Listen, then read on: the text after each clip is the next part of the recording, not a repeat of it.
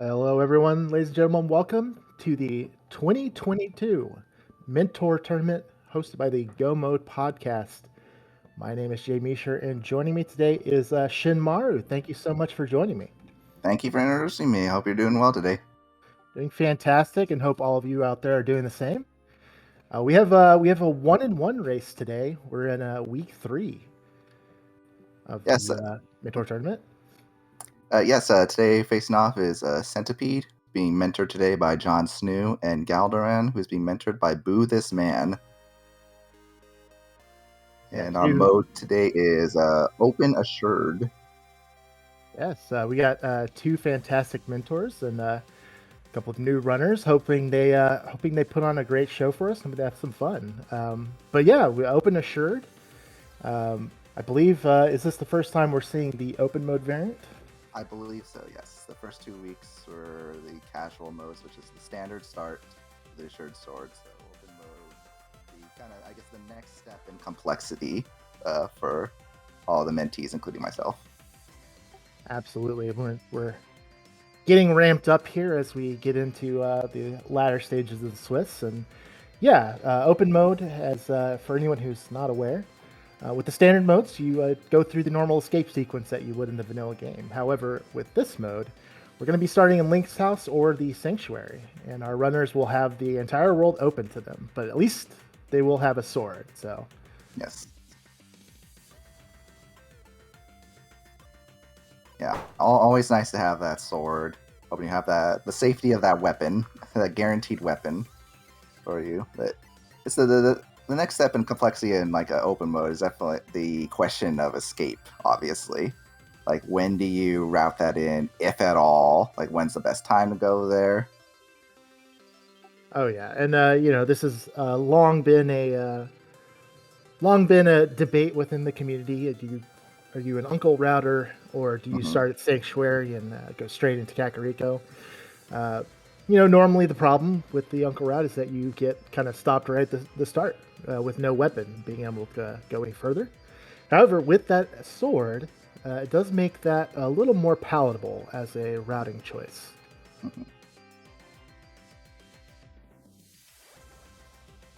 And looks like we got our runners up, hopefully ready to go soon up here. Yep, we have Cen7ipede there with the Cactuar sprite, and Galdaran there rocking the Hollow Knight sprite. I'm loving it.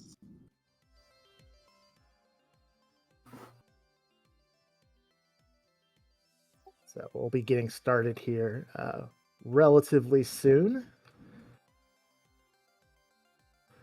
But this is Shimaru. It's kind of your introduction to the racing scene. I'm aware. How's the tournament been treating you so far?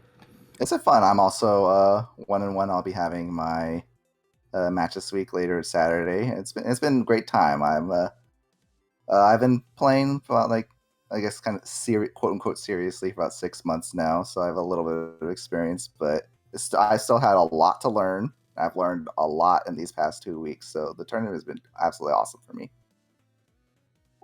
Awesome, and yeah, I mean, obviously this tournament, everybody wants to win. We're all competitive people, but the main goal of this tournament, of course, is to get these newer runners more used to the racing format and just to learn. I mean, that's what this is all about, and we'll see how our runners do today.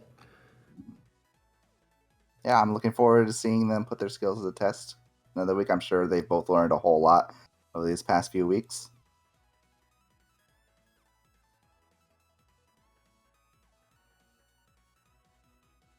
All right, and our wait is almost over. 5 seconds to go, judging by Galdaran's timer there. And we're off. Ooh, the Sank start.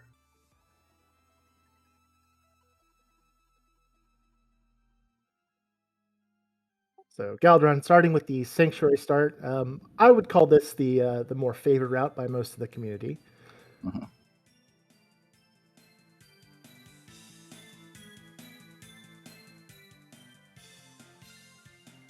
Especially the sword, you got pretty good access to the tree pole, like whatever you want to do. This northern tree pole or the tree pole in the moss woods, bush crabs, a whole lot of stuff you can get from the start. There's a nice bomb Yeah, drop in, bomb wow. triple. And yeah, Galdaran going directly here towards Lumberjack to see if Ag is going to be on the menu today.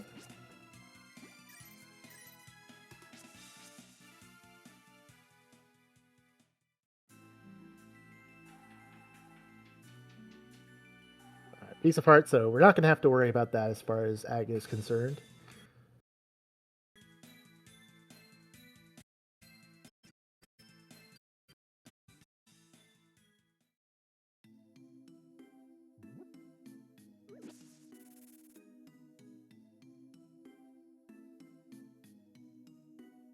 There's the bomb drop and the tree pull definitely give us all we're really gonna want or need for Kakariko. It's kind of the one small danger with this start is that you have a slightly less chances to find those bombs that you're going to need to fully clear out Kakariko. Mhm.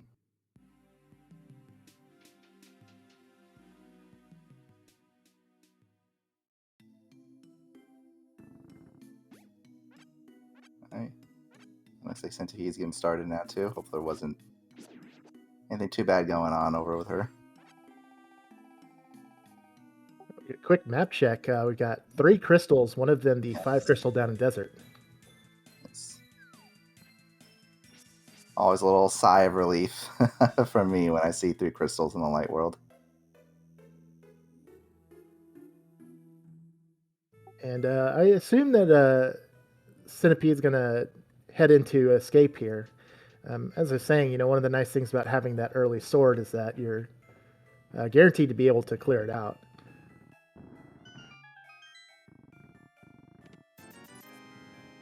But at the front, at least, and obviously we know that that small key is in the sanctuary. Mhm.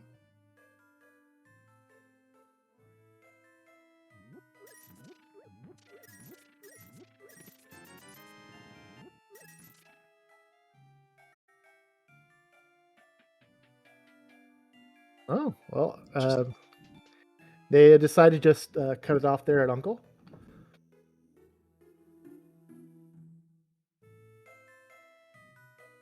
I think personally, I'd prefer to just kind of go all the way there because doesn't mean you are at risk of leaving behind any uh, any good stuff you might find there and escape for a while. But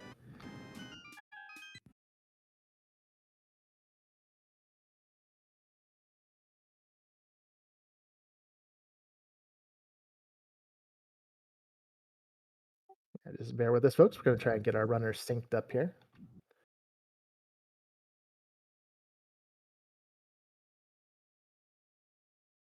We did see that cape on Galdaran side there, and yes. Centipede's going to be following in the footsteps, just a little bit behind, having gone to Uncle. Be checking Lumberjack and the Lost Woods. Yeah, you see Cape obviously the first thing. If you're in the very back of your mind, even though there's still a whole lot to check, but you're thinking like, okay, how soon do I have to start thinking about Aga?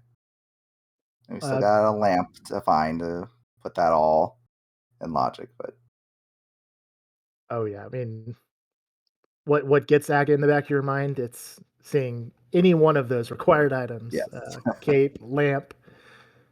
Obviously, in this case, we already have a sword, so and not far off from Aga being doable. But we're gonna try to avoid that if we can.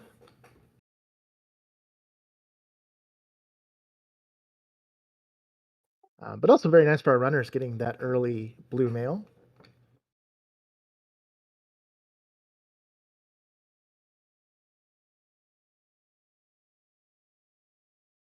Make that a little bit of extra protection is always useful early in a seed. Oh yeah.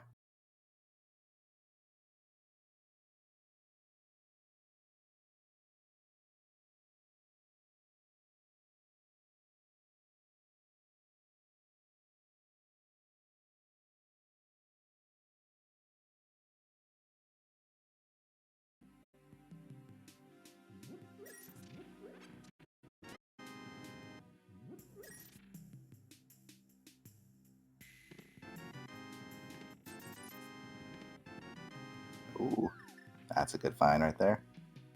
Early flute is always nice. It definitely makes some of those more out of the way checks like Agina and the Ice Rod Cave a lot more palatable to go after. Yes, very much so.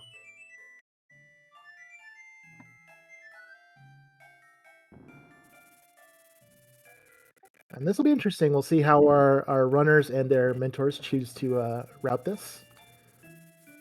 There's a lot of different directions you can go when you have that early flute.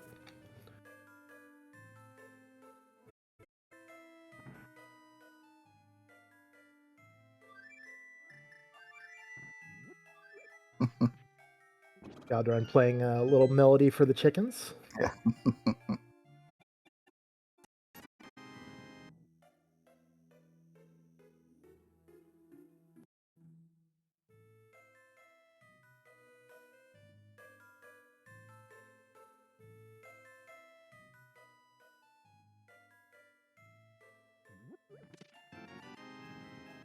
And a shield as our final item from Kakariko proper.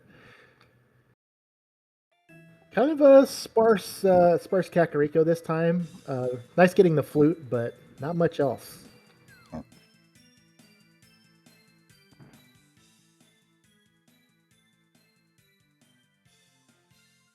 It'd be really nice to have that money, but Yeah. not going to get it this time.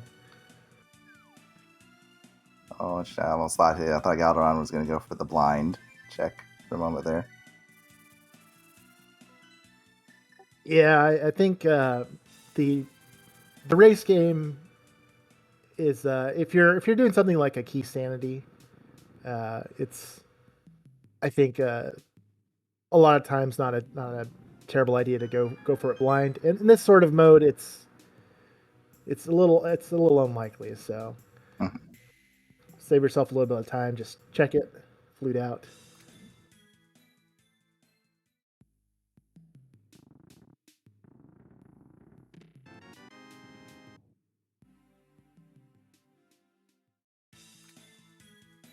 Nothing from the dam, and see where Galdaran chooses to go. Yeah, and some people will go straight over to Agina from there, but with that flute, it's much faster to do it this way.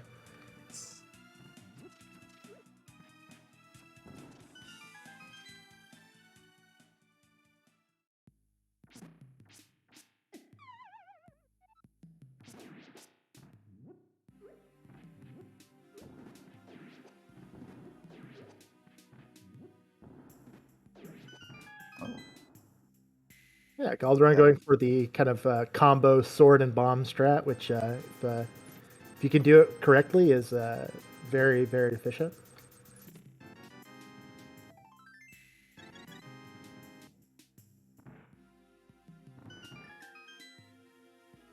Mushroom, very nice to see that when you have the early flute, and it's very easy to just turn that in whenever you feel like. Yeah, I'm assuming we're going to do that relatively soon, but it looks like Galdaran wants to head over here to Ice Rod Cave first. Again, with that flute, a lot easier to get to.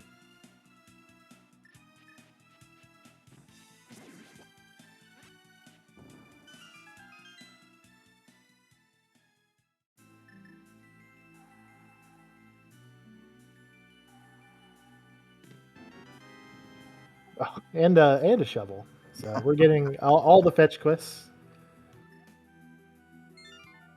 And looks like we're going to get a save and quit here. I assume that we're doing this so that we have a good reset point if we want to go and turn that mushroom in.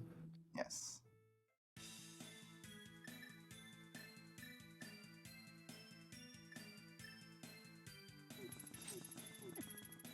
They did also need to check Link's house, but yeah, a lot of times when you get that mushroom, uh, runners will choose to save scum check the mushroom, and that's just to keep your options open as far as doing a potential fake powder later down the line.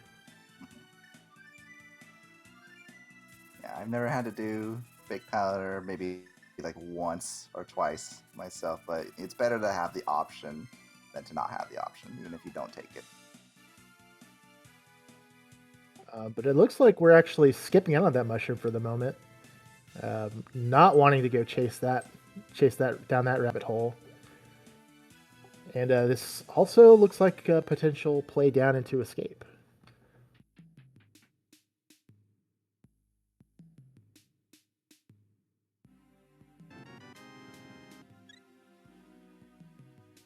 Yeah, I think we have now 6 hearts, blue male, if you want to try your luck and tackle that dark room in escape as well. I think it's a little bit easier to do this loadout.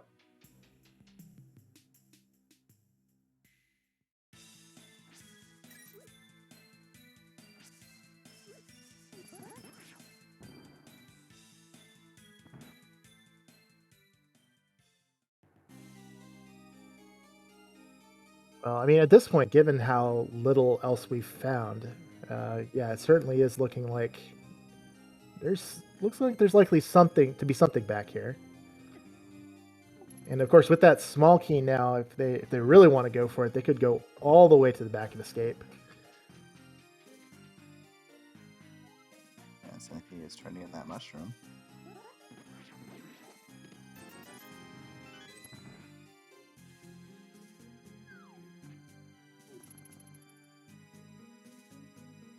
Oh, get some money for her troubles.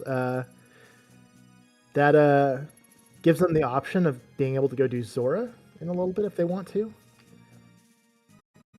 It's not great at the moment without the Moon Pearl to be able to get into Waterfall Fairy, but that option is open now, at least.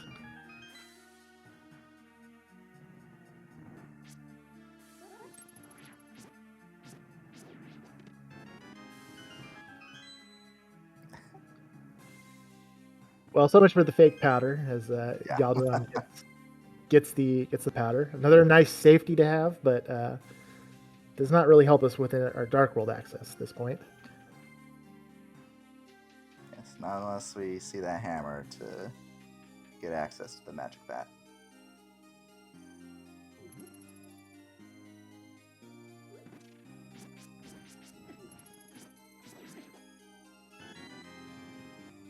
Nice use of the pot there, and finishing the ball and chain guard off with 4 slashes. And looks like we're not even going to attempt to do the dark room. Yeah, understandable. It could definitely be a very tricky dark room to make your way through it, but if you don't have a fire rod to at least make that journey a little easier if you don't have the lamp.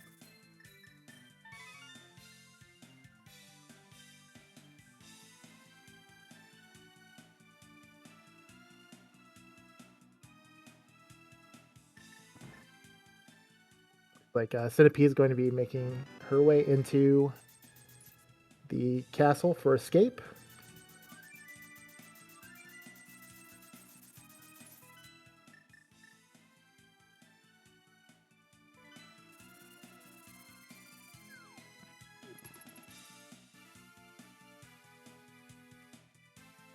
And Galdaran's going to head over to Eastern Palace for the first time. So we got Sahasrahla available over here. And if they're feeling like it, they can take the dip into Eastern Palace. But obviously, no bow means we're not going to be able to finish it. Yes, I think if you're making your way over here, you're hoping you find something that pulls you away from Eastern.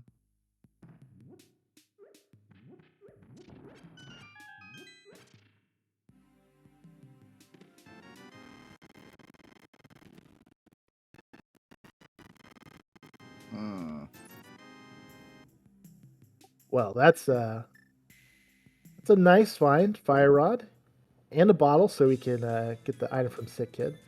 And Fire Rod does put the Dark Escape into logic. Yeah, it does mean Dark Cross is in logic now. You are correct.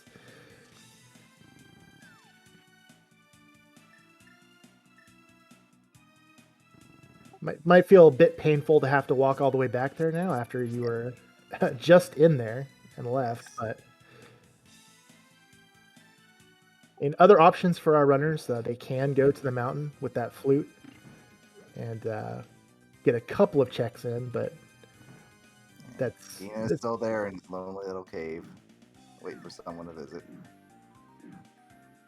yeah. It would be nice to get that point that spawn point open at least.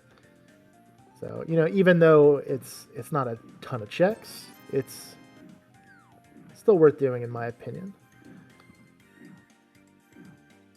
Looks like Cen7ipede is going to be doing the same as Galdaran, just piecing out after that Zelda cell check.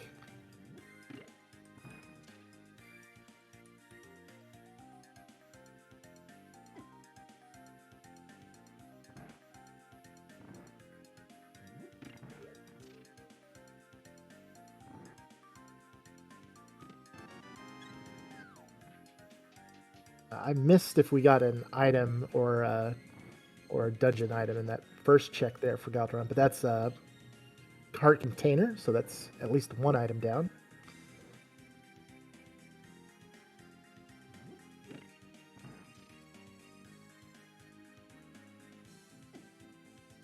And Centipede's going to be getting her fire rod and bottle here in just a second, and we'll see what they decide to do on their side.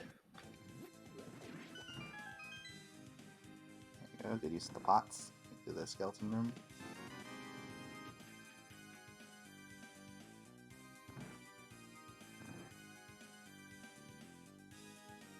Okay, chat is saying the first chest of Eastern was a big 20. Okay, so there's one item left in this dungeon, and it is either on the boss or at the vanilla big key chest. Now, this is out of logic, but if you're going to be checking this dungeon, you might as well see it through to the end and hope you get that final item.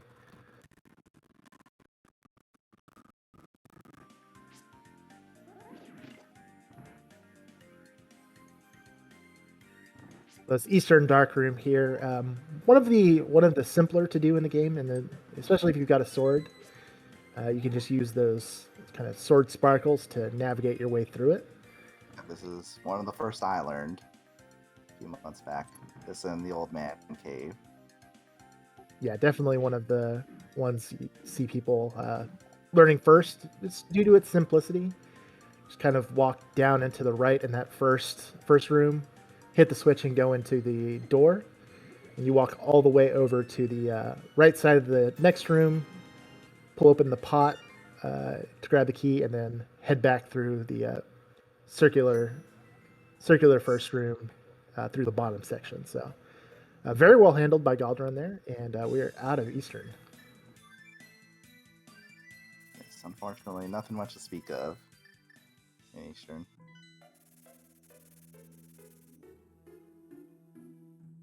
Yeah, I know. I know a lot of runners like to, especially in these types of modes, open standard, to try to put off Eastern Palace off for as long as possible without that bow, because it can be very slow. Nothing on Sick Kid, and we're gonna head over here and get a check of Agna. Just five rupees on Desert Ledge.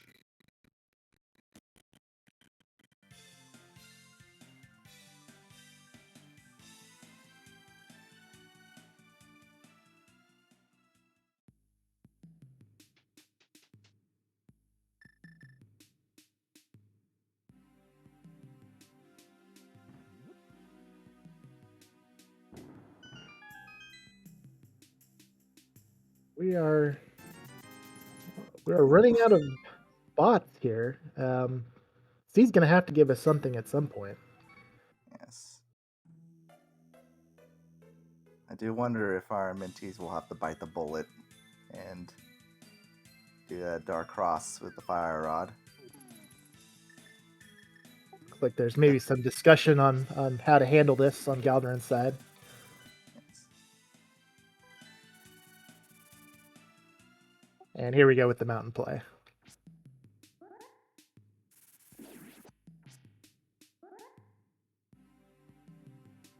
So again, yeah, another dark room, one of the more valuable ones to learn for sure. Just using those sword sparkles is hugely valuable, and it's one of the reasons why this assured mode is a little bit nicer on our runners. Because otherwise, you'd have to be using your bombs if you had them to try and navigate, or just have it memorized. And you do this long enough, you will get it memorized to a certain extent. But it's always nice to have that little bit of help. Oh, I wonder if Centipede might be preparing to go to Dark Cross, getting some blue potion. After Well, visiting Sick first, of course. Very easy with the yeah. flute. Again, one of the nicer things about the flute, and got that bottle, got the shovel, the mushroom, and all of these would be really kind of gross, out of the way, one-off checks to have to walk to. But we can get to them pretty quickly with that flute, so yeah, it definitely makes things a lot nicer.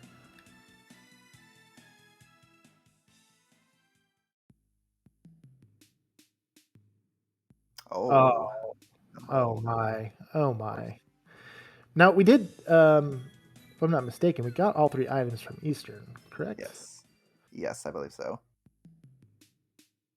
So all this really is just, and this isn't going to get us our Dark World access. It is just a little,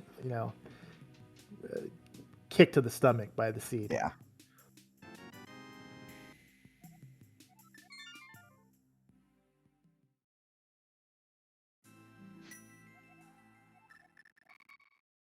That Centipede is going to be the first one here to this dark cross check.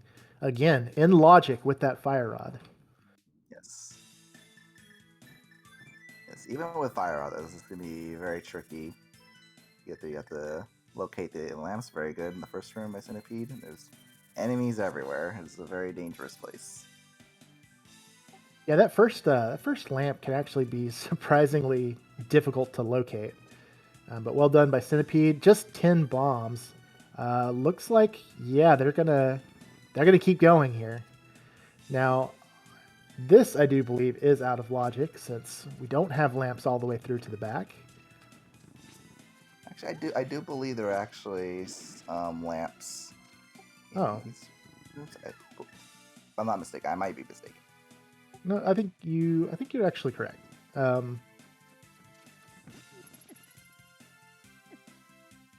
right, well done there by Centipede.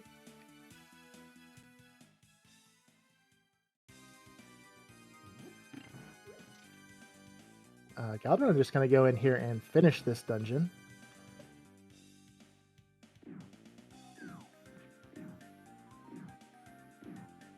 Oh boy. Very nice. Well, that gives us access to Hera. So this is going to push Centipede to the mountain, and she's going to get her bow.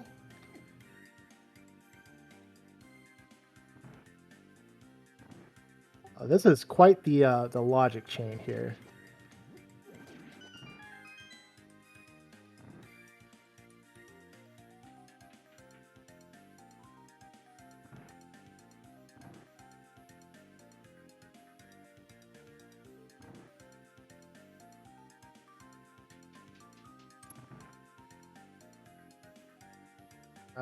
So Agna or Hera, but we have actually seen Agna, and it was just 50 rupees. So it is looking like whatever our progression is, it is in Hera.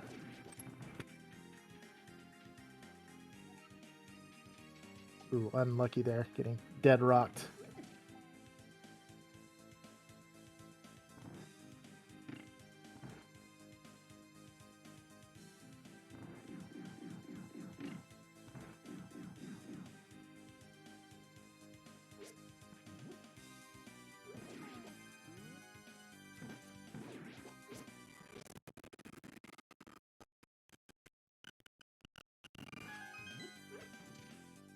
This is interesting on Galdaran's side. I wonder if they were just doing this as a kind of way to give them some time to maybe think about what they wanted to do next after this. But really, the options are basically nothing.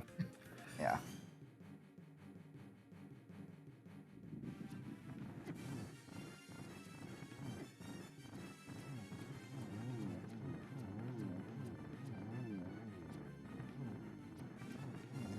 a tough start to Armos fight, but recovering pretty well. And with Armos. Yeah, we're just a little bit off on the that first shot, and didn't quite have the timing correctly, but does recover, gets this first crystal, and yeah, they're gonna have to finally head back in and do those fire rod dark rooms and escape.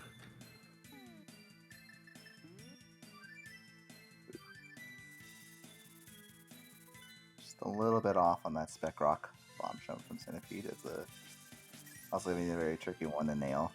I think I fail that one as often, probably more often than I get it. Yeah, it's one of those bomb jumps that actually has. There are a couple of different setups that work, but it does require you to be fairly precise. Essentially, kind of.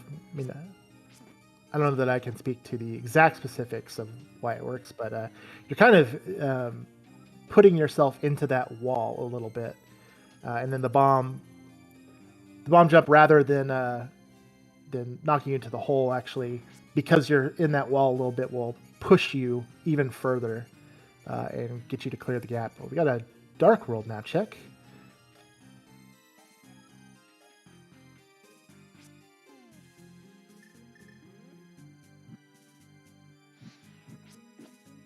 So blue and red pendants in Mire and Pod, and a green pendant in Swamp.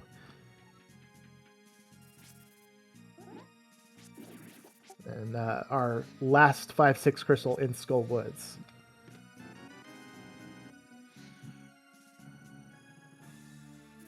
I would definitely start being very suspicious of that pendant pod, particularly given that Eastern was very empty.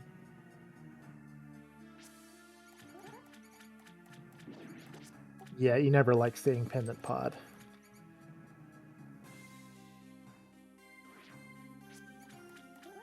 Oh, we're going to be forced into the basement. At least, you know, I can accept this if the seed is forcing you to go into the basement. At the very least, you'll know your opponent had to do it as well. So, Cen7ipede getting bonked off of the pegs. No coffee break for her today.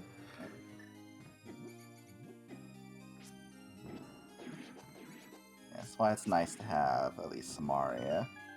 You get on here so you can at least control a little bit more control when these blocks activate.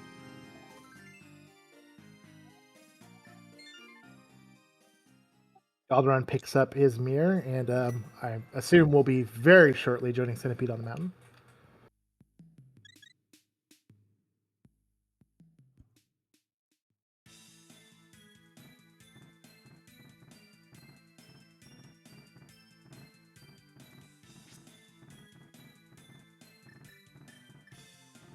It's our vanilla big key, and we'll get to do Hera the intended way. Yes.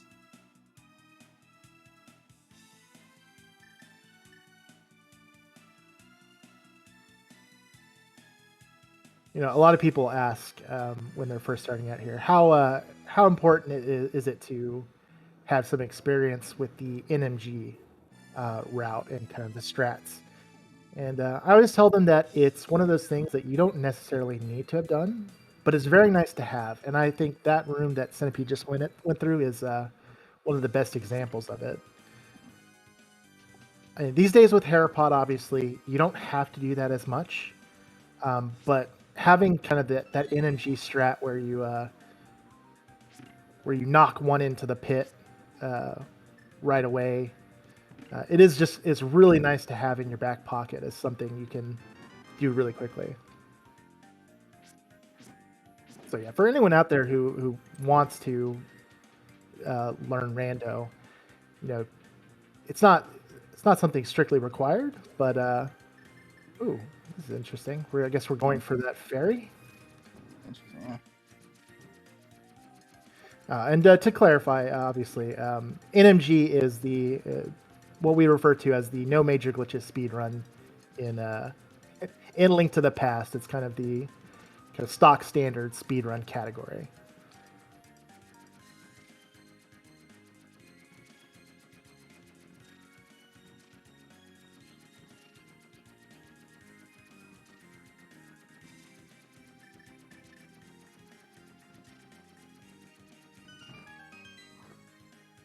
Yeah, yeah.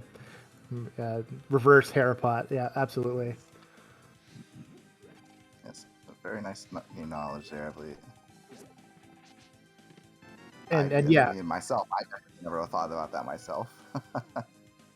yeah, and who knows how familiar Centipede is with this fight, the fighter sword Moldorm. It can be definitely a little tricky. Not fun. At least yeah, she has the cape out, so I'll make it a little bit easier. Yeah, without the cape, most people will just kind of do 5 normal slashes, and then once Moldorm goes into this fast phase, we'll just hold the sword out and try to like get Moldorm to pin you against the wall, and you can just hold the opposite direction of the pit, and you'll stay upright. But nicely handled by Centipede, and looks like we're headed to Aga. Yes, I think Centipede handled that about as well as you could ask anyone to.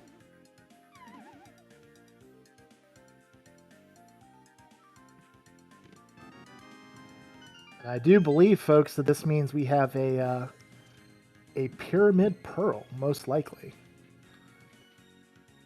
There could be a couple of other things there, potentially, but would have to be something like a hammer or hook shot that would get us over to East Step Mountain.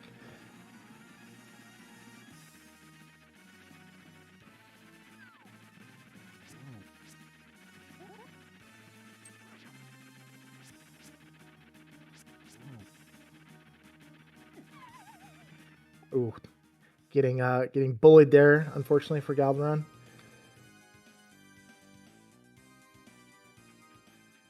Yeah, Moldorm's got a very does have a pattern as random as his movements might appear to be, but it does take some experience, some practice to kind of get used to the way he moves around the arena.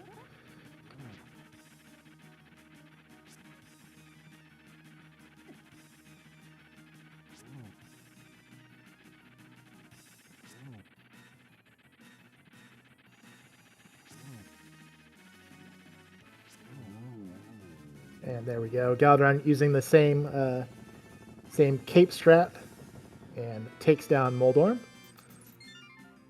Likewise receives the probably expected news. Yep, gotta go to Aga.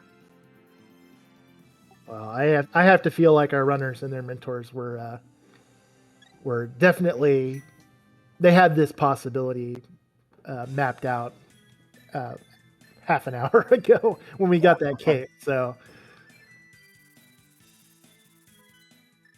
going to be making use of the fire rod there to get through one of the more treacherous sections of this dungeon.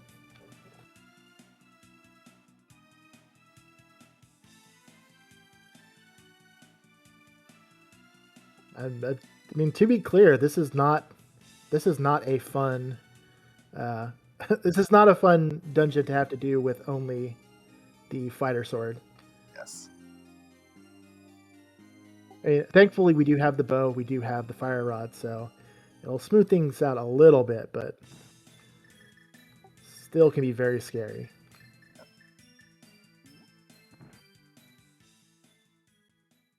Very nice. Use the pot and the bow. Get that guard.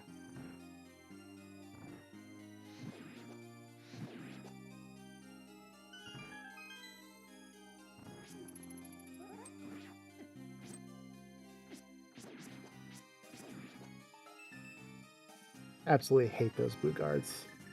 They move so quickly. Like, once they're on top of you, it can be nightmare to get them off. Yep.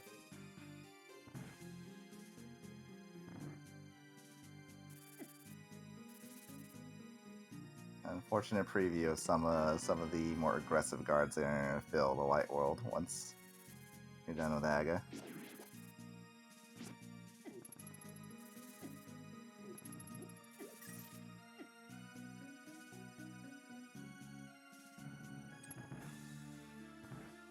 Oh, Galdaran getting a little off track there in the Dark Maze, but does get through it.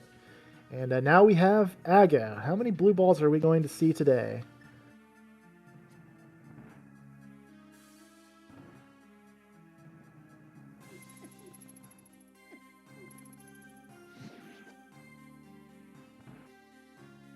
Oh, that's a perfect first phase. Yes. This first one here is guaranteed to be a normal shot.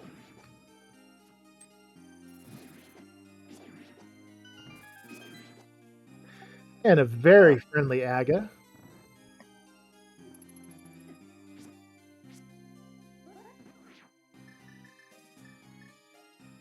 I guess the seed was giving our runners a little bit of a bone there.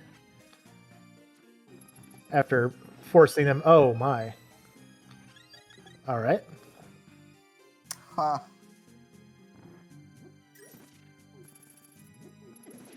Well, that certainly is one of the items it could have been.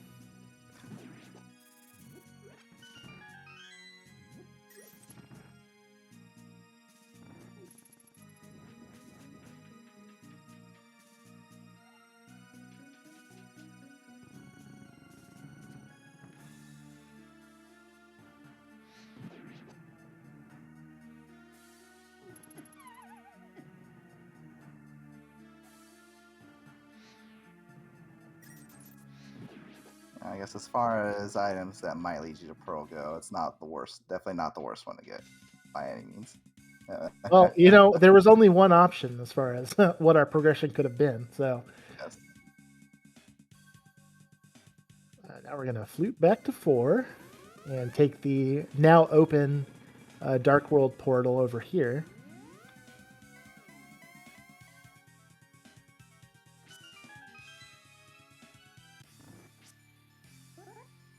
And again, we're not left with much option here. The answer is always Pendant Pod, as some folks are want to say, and indeed, it's really our only choice.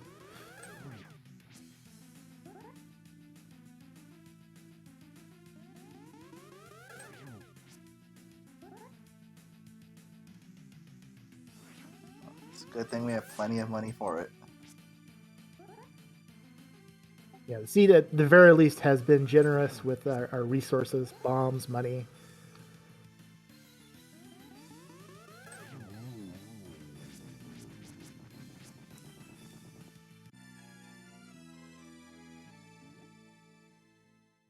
Ooh.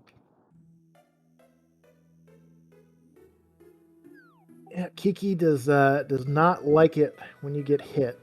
Unfortunately, there for Cen7ipede, got bopped. But we'll get into pod now.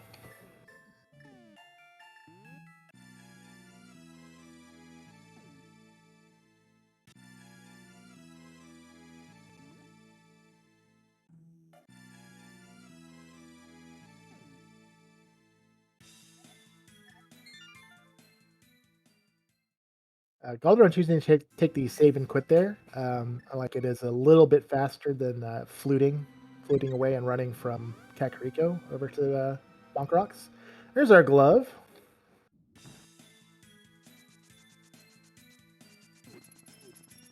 We're going to keep looking, though, because the glove doesn't really open all that much for us.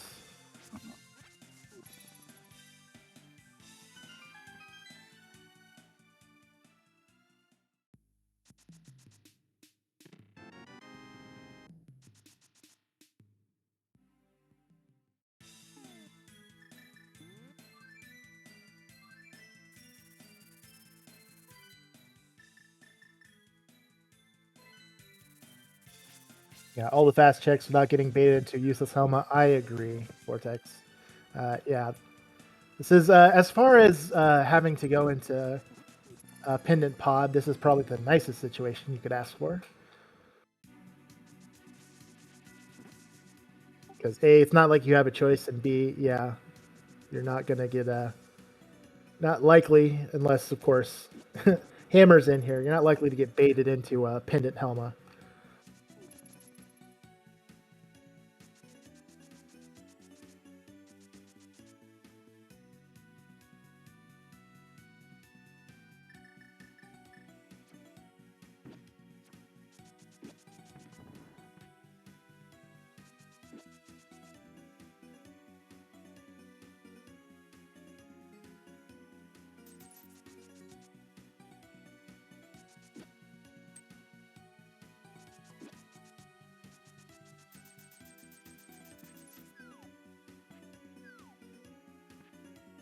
So we're gonna finish up these front of pod checks, just seeing if maybe the big key is up here.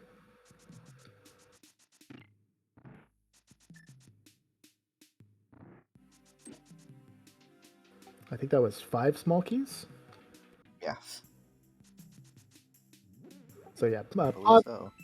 pod key logic. I mean, there are greater implications, but the kind of base level that you need to keep in mind is that the front of pod will have 4 or more small keys. Oh, never mind. Okay, it was Centipede hadn't. four small keys. I forgot Centipede hadn't gone to that chest yet. So yeah, 4 or more small keys will always be in the front of pod. So you can keep that in mind, and it will allow you to skip out on the vanilla big key chest sometimes. Excuse me. Very nice to have that knowledge in the back of your mind. We do get the book, which is intriguing.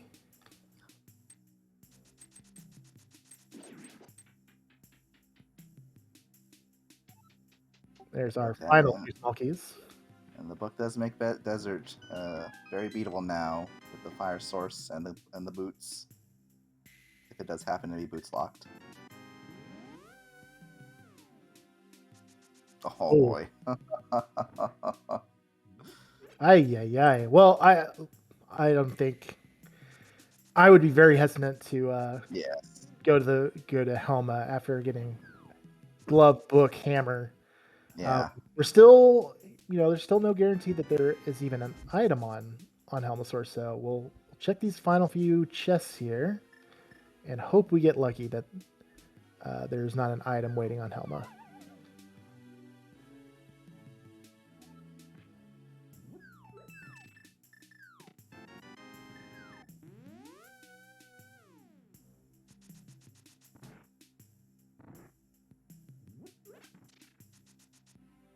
Oh. All right. I believe that is all 5 items. Yeah, that's very. That is the happiest you'll ever be to see a blue rupee. And so if he's gonna go finish off Harmless Knights now. Never a better time to do it.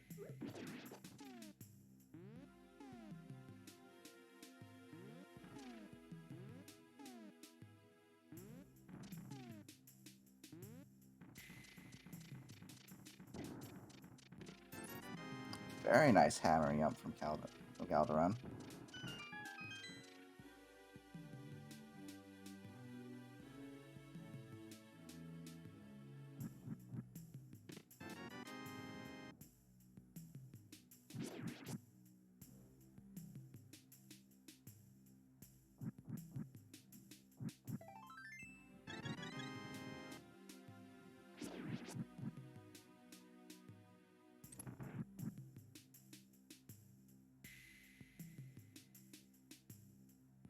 So yeah, this is actually one thing that Galdaran's not going to have to do, having done Eastern earlier.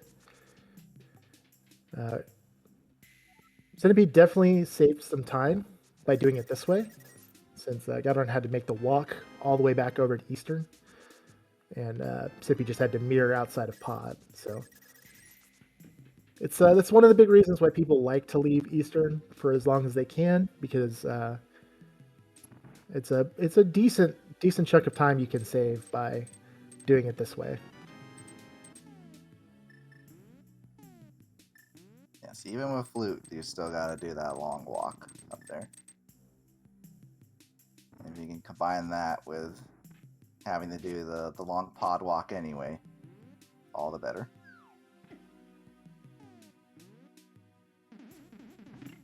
Be interested to see what our runners decide to do after this, because there are a couple of choices you could make here. The first, obviously, would be to immediately head over to Desert, and I'd probably be tempted by that. But with that hammer now, we have access to Dark World pretty much all over the place. So Yes.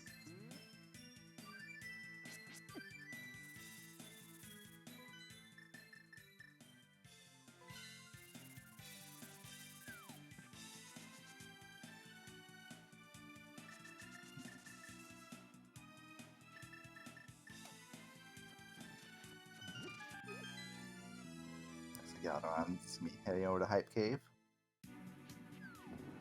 Yeah, this could be a hype cave down to check the Bombos tablet and then go into desert that way.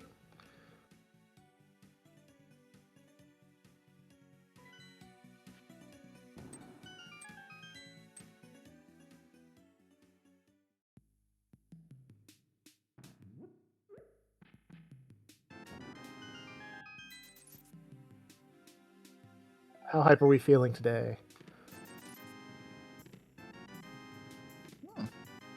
Okay. You know, they had us in the first half.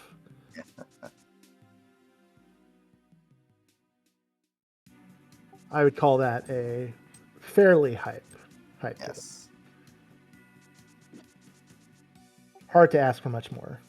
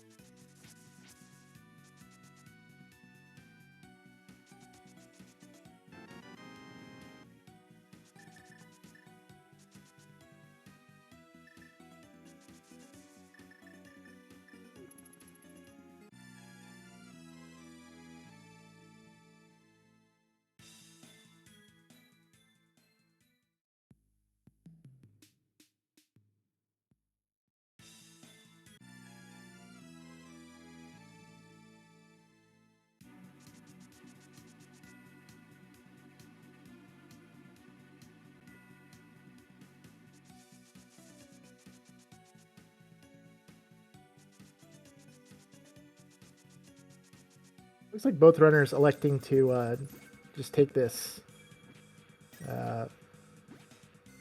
route over towards Village of Outcasts.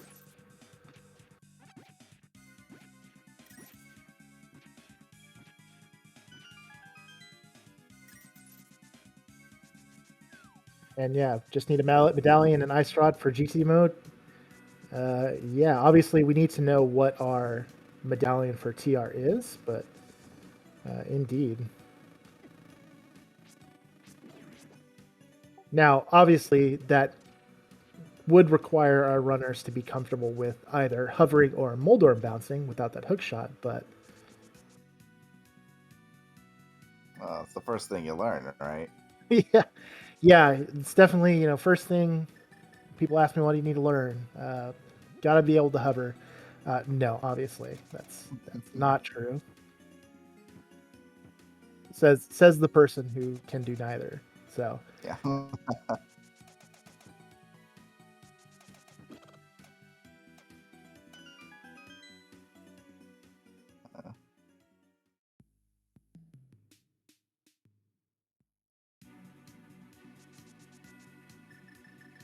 but I do think our runners at this point should be trying to get into our crystal dungeons here that we have available to beat as quickly as they can.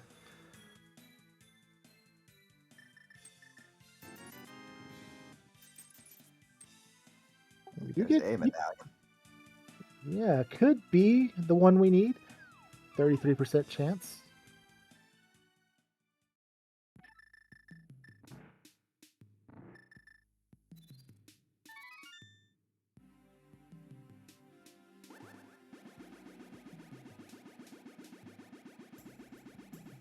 Yeah, this is it's definitely one of those scenarios. Oh my, well, Nice shot on the bat. The rare payoff from the bat.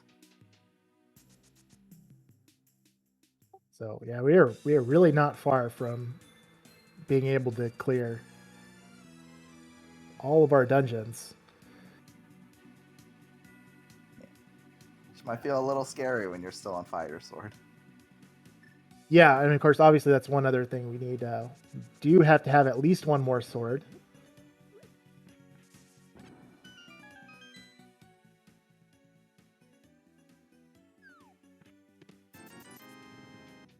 It's one of those. This is one of those scenarios where if you've got more experience doing kind of low percentage stuff, low percentage dungeons, if you're comfortable with a lot of the different tricks, this is the type of seed that could go really, really quickly for you.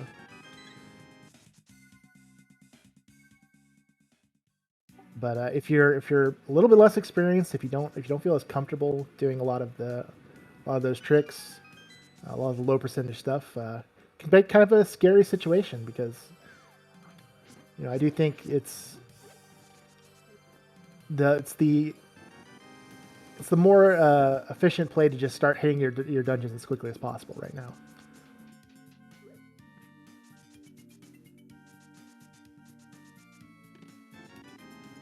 Oh, there's the Master Sword. In peace. Galdaran getting everything he needs from this route.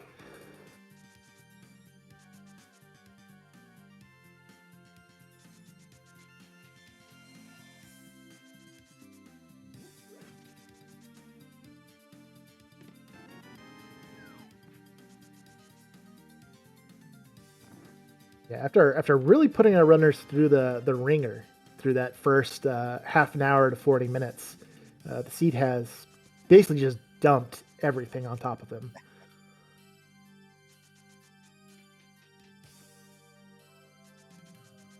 Jay, you're definitely not complaining about after that start.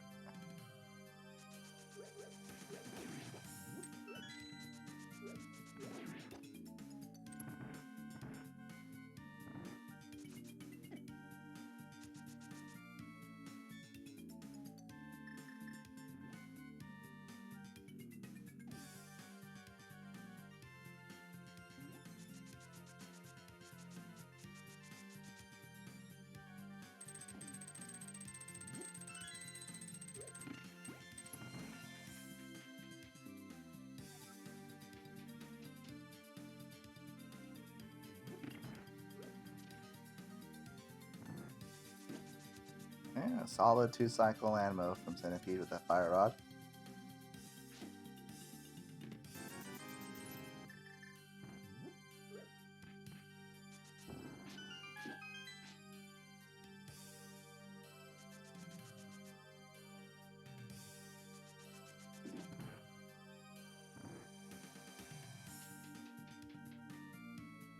Yeah, 3 crystals down for Cen7ipede. Galdaran heading towards his third.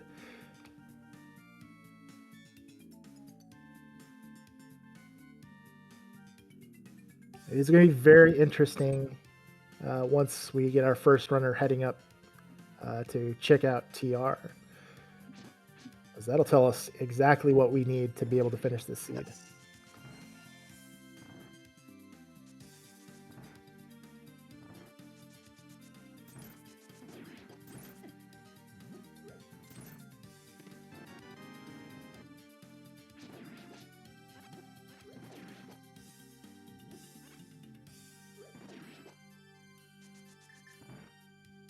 But I suspect that Galdaran will be heading straight for Skull Woods right after this.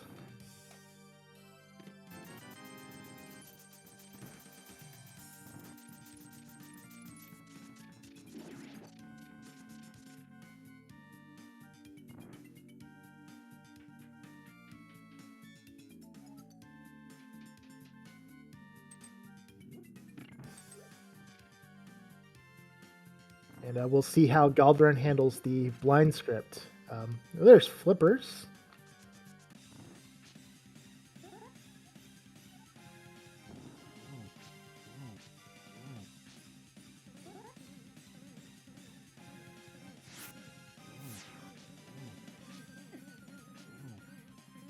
Galdaran had a perfect first phase, just a little bit too slow on that final hit for phase 2, but should have plenty of resources to get this done. Huh. Oh, yeah. Sure, there's a nice sigh of relief. Not knowing if you're going to get an extra sword, you at least got the silvers in your pocket. Yeah, that very nice to have. Yeah, man, this sort of hype cave up to Village of Outcast routing has basically given Galdaran everything he could have asked for.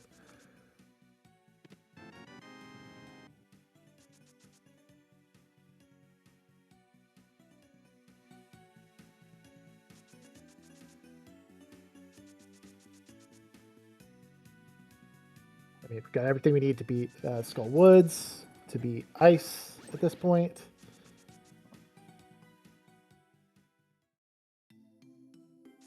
And then I assume that Galdaran will head over and beat Desert before touching the mountain.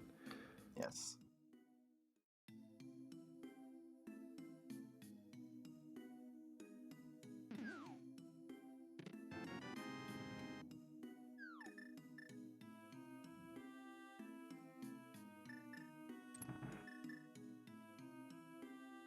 First, just small key, always nice. Means you can get over here and check the rest of these checks over on this side of Skull Woods without having to drop down. Means that you can just mirror out after you've checked everything and leave immediately.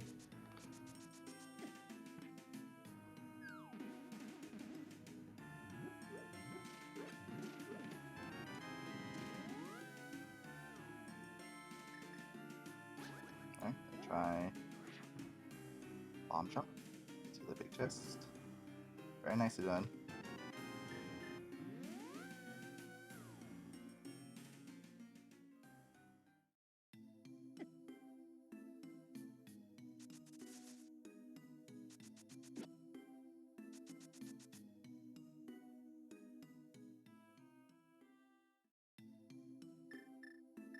It'd be interesting to see what Centipede and her mentor elect to do here once they're done with this.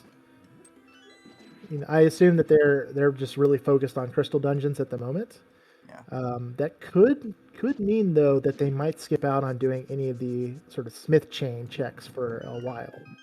Yeah, it's really very easy to put all that off, especially when you have so much other stuff you can do. There are potential time sinks.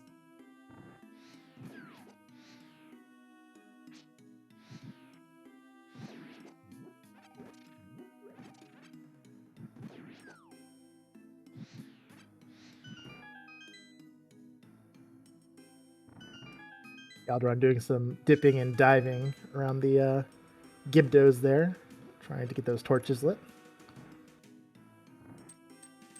But we'll definitely make it over here to Mothula with, I'd say, plenty of resources to spare. And our runners have been a red mail for a while, so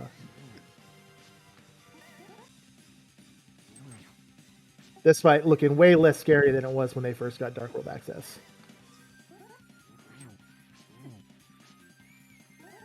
I don't remember if Galdaran still has the fairy in the bottle. That could be a potential help as well, especially if... Oh, never mind. Doesn't need it.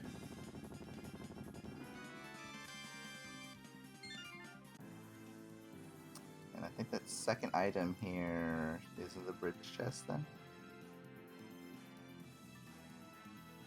And Centipede also getting through her boss fight. Nice. 2 crystal cutscenes. Very nicely done by our runners. There we go, going back in for the bridge chest.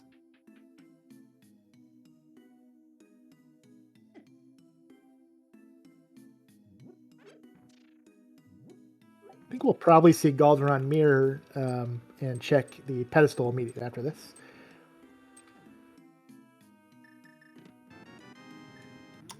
Oh, that's a welcome sight. There we go. Again, as a non-hoverer / non-Moldorm bouncer, you love to see it.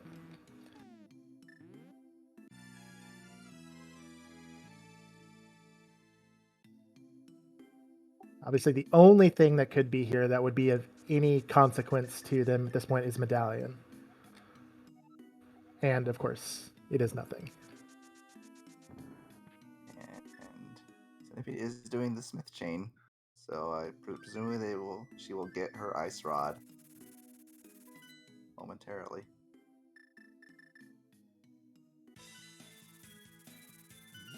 Yep, right after doing Smith.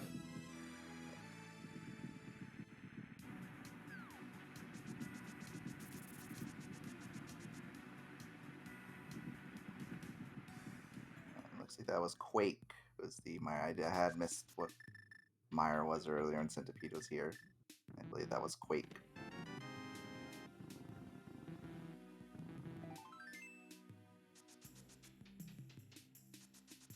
Yeah, and doing these checks for Snippete certainly makes enough sense, given that she's still looking for hook shot, ice rod, and potentially other medallions. And with that flute and the mitts, it is not at all bad to get back to Skullwoods very easily.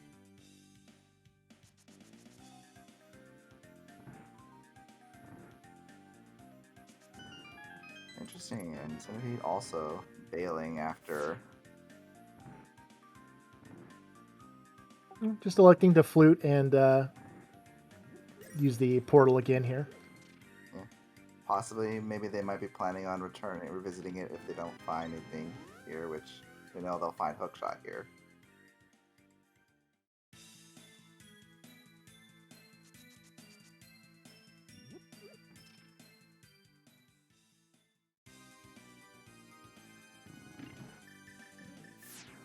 I think for Galdaran, the path is pretty well set. We're gonna do this dungeon, get this crystal. Gonna go to Ice Palace, get that crystal, and then you gotta go to the mountain. Fingers and hope. Cross your fingers and hope Ether is TR.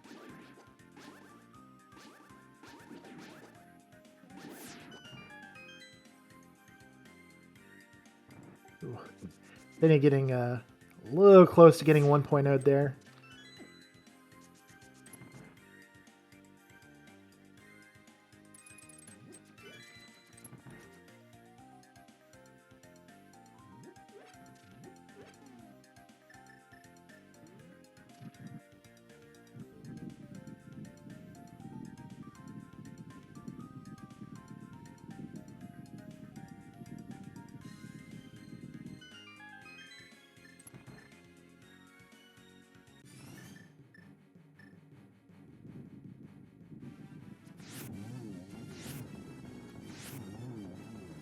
That's a very nice Silver's fight.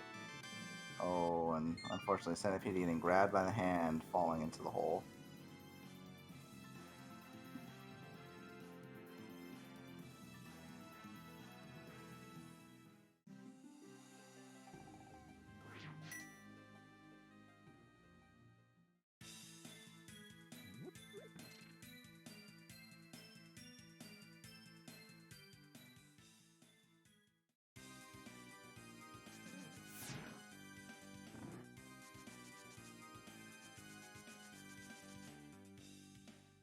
Galdaran going to just play it safe here. Check the final item in desert. Don't want to get beat by some random medallion being in here and it being the one required. Yep. You definitely prefer having 66% chance or even 100% chance. Potentially get depending on what you find over 33% chance having that correct medallion.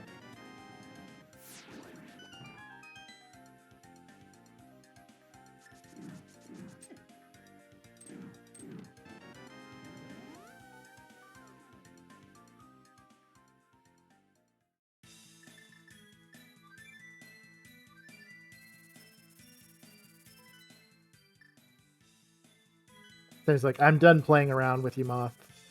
We'll need to get him out of the corner here. If you're unaware, kind of the issue with Mothula, what makes him difficult is his arena. The big issue is that the spikes in this room will, if not Moth gets knocked back into them, will basically just negate any damage you've done. Very annoying, but Cen7ipede does get through it.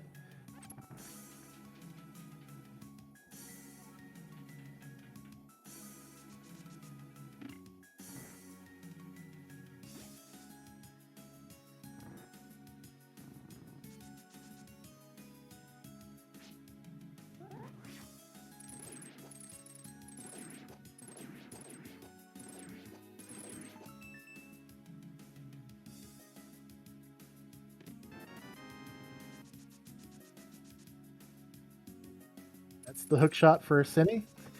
And I suspect we'll be seeing dual Ice Palace plays here relatively shortly.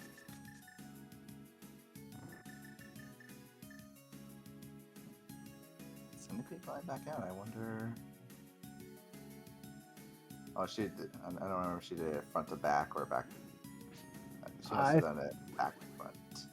Yeah, I think she did it back to front, which means she's still looking for one more item in here. Okay. Galdaran going here for the Icebreaker.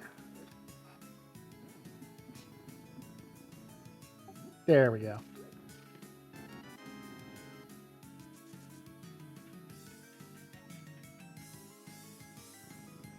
I want to get too into the weeds as far as how that is done, but suffice it to say, it takes advantage of the jank door physics that this game has.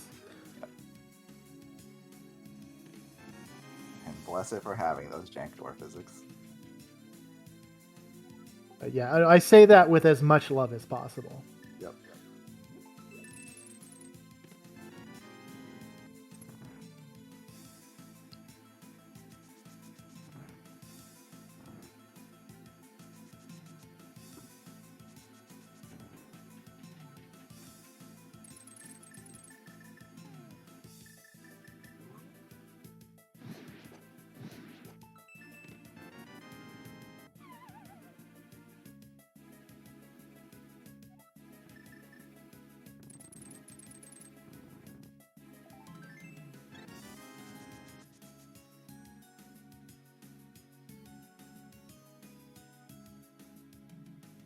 So Galdaran's going to keep going here, and I have to imagine the reason.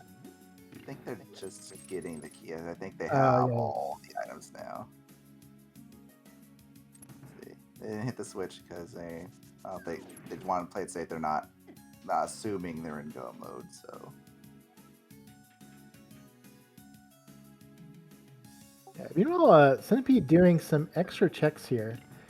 And one thing I think we do have to keep in mind is that, we're not sure what these runners' comfort levels are with Master Sword Ganon fight.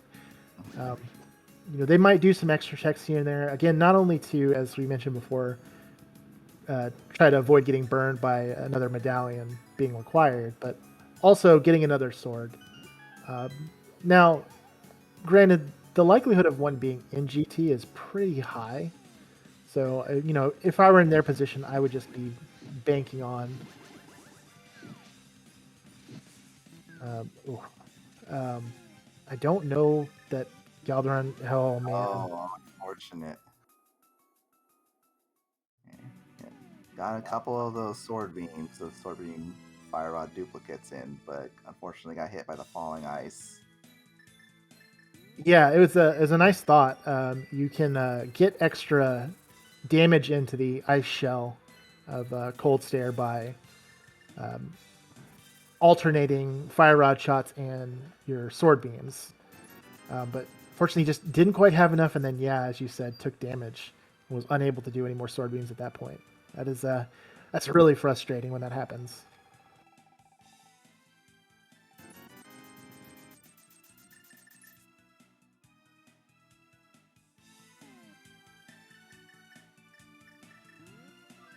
And that does bring Cen7ipede back into the game a little bit. Galdaran was starting to kind of build a little bit of a lead, but at this point, it's getting a little bit closer.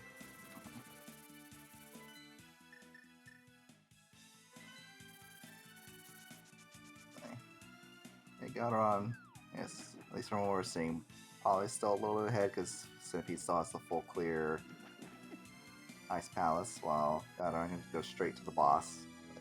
Definitely a lot closer now than it was. Yeah, and also just to be clear for everybody who's watching, we do have a little bit of a desync. So I believe that Galdaran is a slight bit ahead on that desync by about a minute, perhaps. So we do need to keep that in mind as we head up the, start heading into GT at the end game here.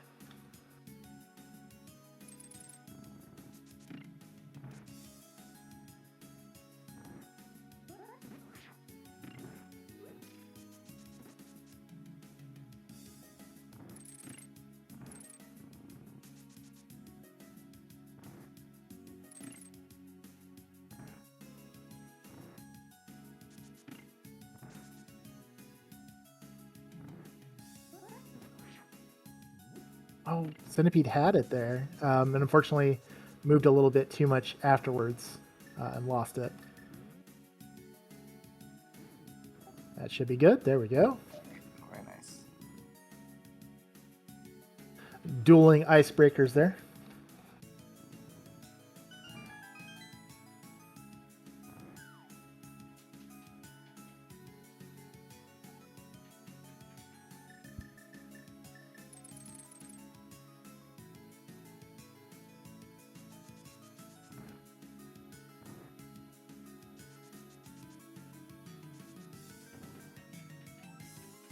Of course, Galdaran, having already done all these checks, is just going to be heading straight for the boss.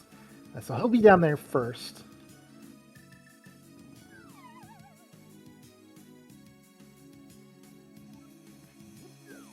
Yeah, and this time electing to hit that switch first before doing Icebreaker, meaning he doesn't have to put down another Samaria block.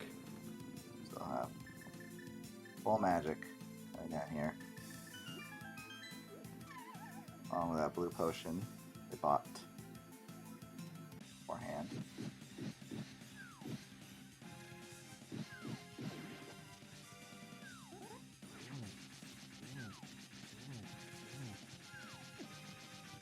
It's certainly consideration you have to make when you're doing Icebreaker, since especially if you maybe struggle with Icebreaker, have to do a couple of attempts to get it.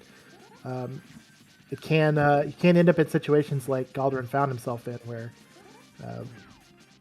just didn't have enough magic to be able to get through the ice shell.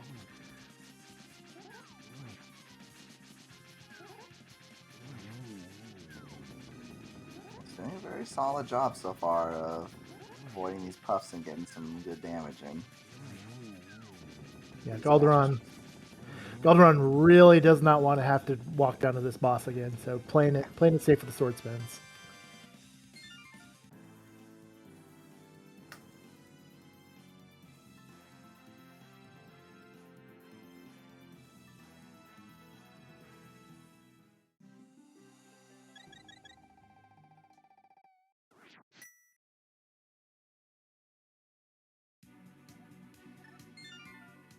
So if you're hitting up the refill room, again, just getting a little bit of extra magic. Yeah, I think Cen7ipede does have a blue potion, I believe, but this is just to try and get through without having to use those, I imagine.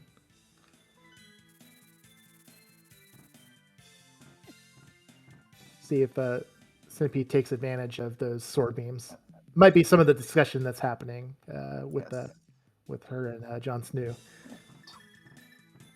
And we're gonna get the last bit of information we need from Galdaran very soon. Heading up to East Death Mountain. Well handled there by Cen7ipede. Very nice.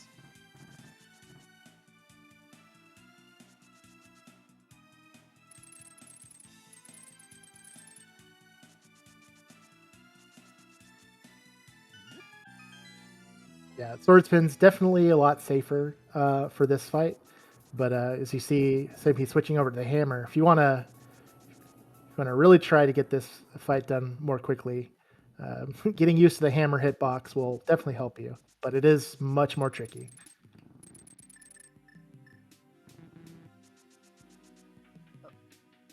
Especially with how quickly these puffs move, getting in really close to them can be definitely scary. Yeah, I mean, ideally, what you want to try and do is get one of them stuck down in the bottom right corner. Makes your hammer hitbox a lot easier to connect, and you can kind of bully them, keep them trapped. But Senna gets it done. There you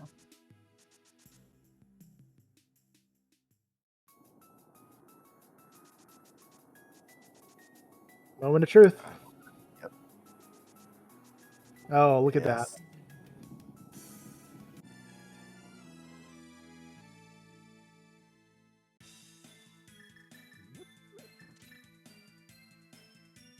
I do wonder if they'll at least check Hookshot Cave first, hoping for a sword upgrade. 'Cause Hammer Trinix, not a fun fight.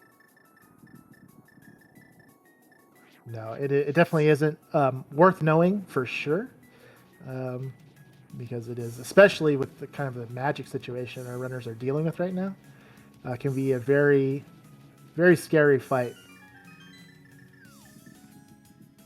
But no, Oh, Galdaran's just going in, going in.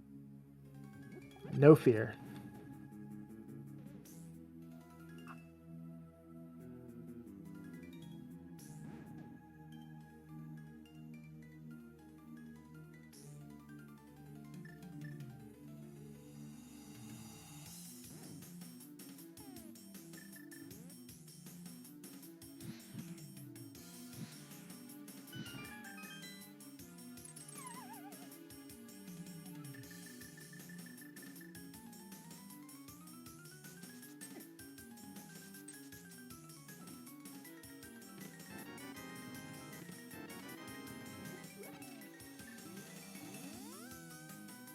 Right, so he's about to join Galdaran in TR, and we've got a Galdaran's got a little bit of a lead here, but obviously anything can happen when we're talking about GT routing and the climb, and especially if these runners are unable to find another sword, that Ganon fight could be massive in determining who comes out on top.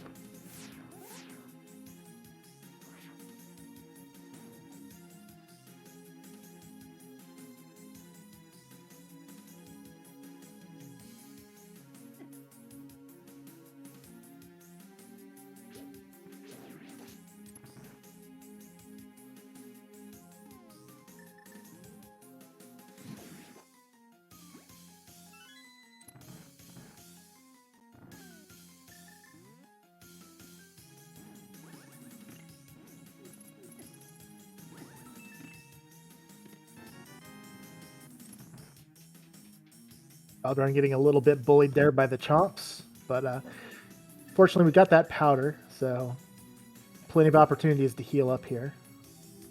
Even with red mail, those chomps, they're still very dangerous. Oh yeah, just about everything in this dungeon does massive amounts of damage. Our runners will be thanking their stars that they found that red mail and that powder when they did.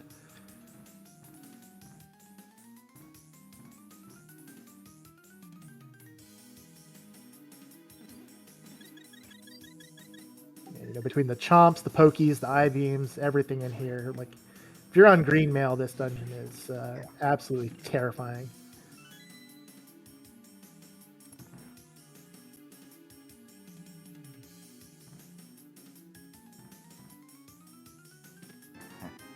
It looks like we have everyone's favorite when you're in Go mode in TR, the vanilla big key.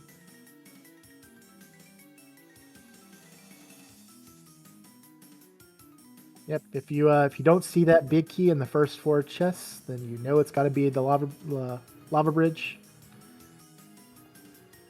Excuse me, the lava chest. And yeah, it does mean you're gonna have to play a little bit more safe and head through the big chest room rather than kind of doing the normal skips. Galdaran not on a lot of magic here. He's gonna have to take care of these pokies the hard way.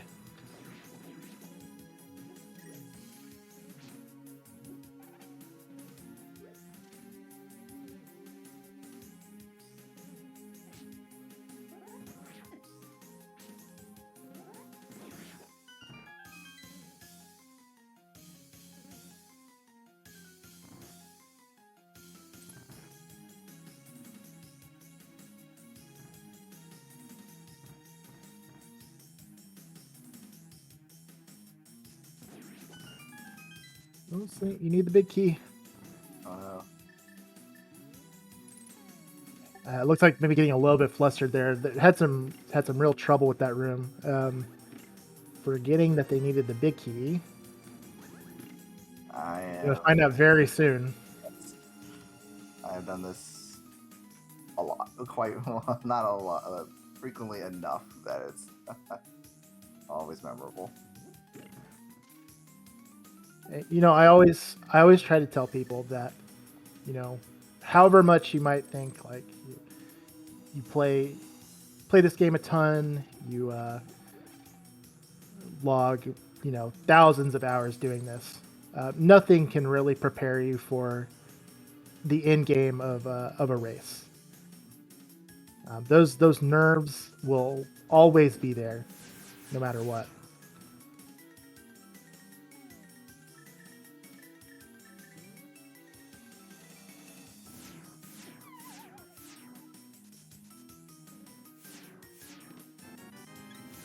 Yep, Cindy finding out the bad news. Yes.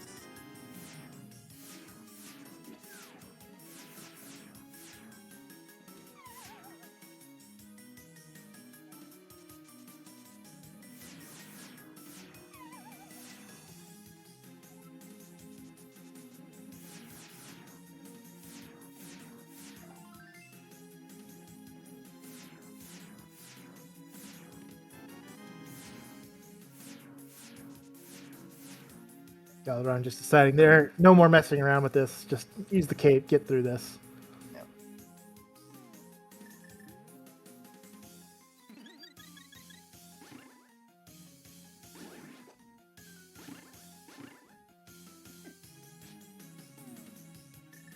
Cen7ipede, they're taking a little bit longer route, but doing so because I assume she wanted to get that magic refill. Yes.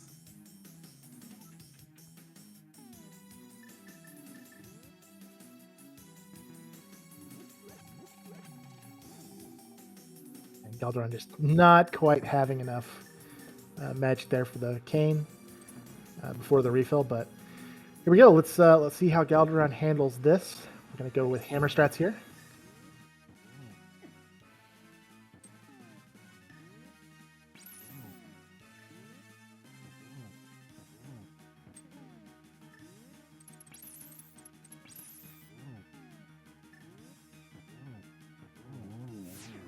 All right. Down goes Firehead.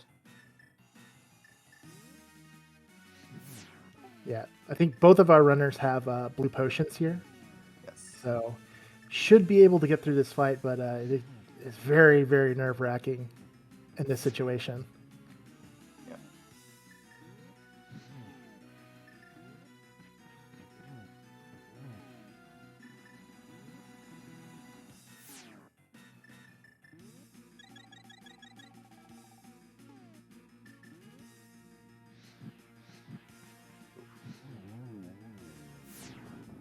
That last shot was all Galdaran needed, and now it's just a matter of taking care of the Trinex snake.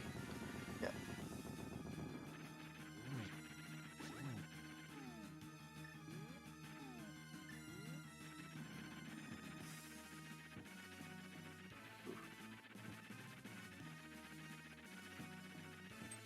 Oof.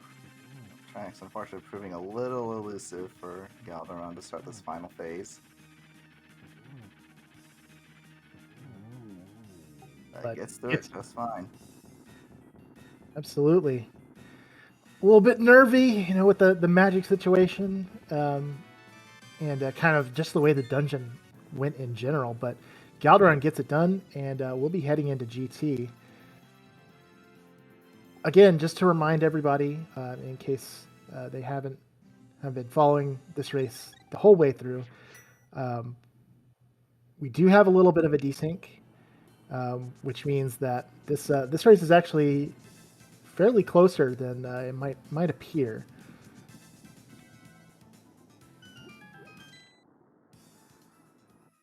But yes, while Galdaran is here, if people want to get their guesses in chat for a game that the community likes to play from time to time, the GT Big Key guessing game. We have 22 checks in Ganon's Tower. One of them will have our big key.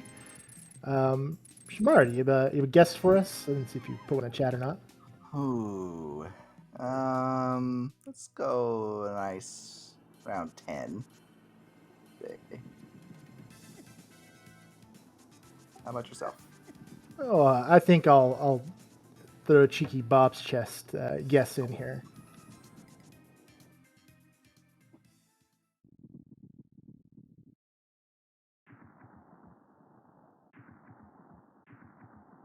If I were these runners, I would certainly hope for a later chests just to give me more time to find a tempered.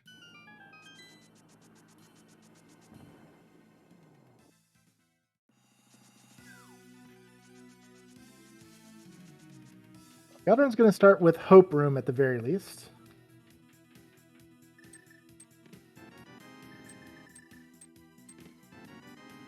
So 1 and 2, no small key means we're not going to be heading over to the right side.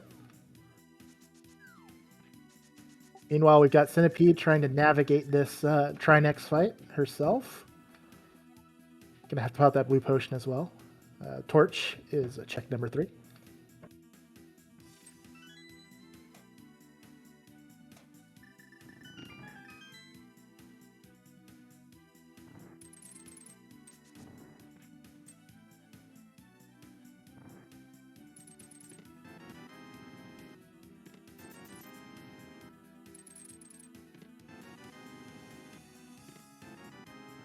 Checks 4, 5, 6, and 7. Get a whole bunch of small keys. So we're gonna just ether away these skeletons.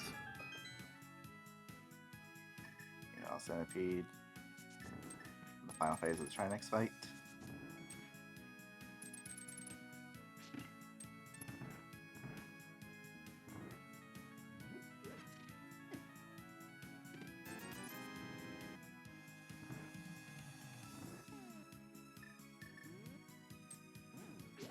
And takes Trinex down.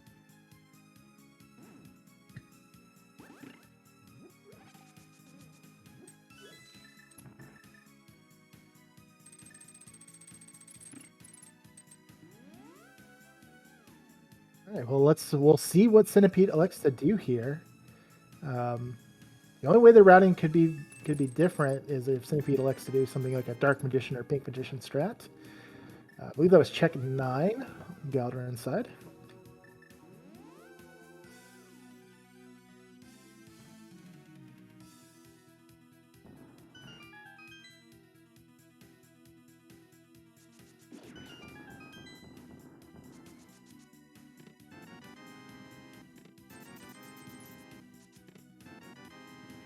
Oh, that tempered.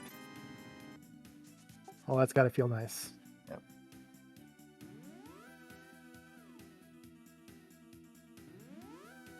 I mean, I'm sure they're questioning why they didn't get it before they had to deal with Trinex, but Yeah. regardless, I don't think you're going to be complaining too loudly. It's a pretty big weight off your chest there.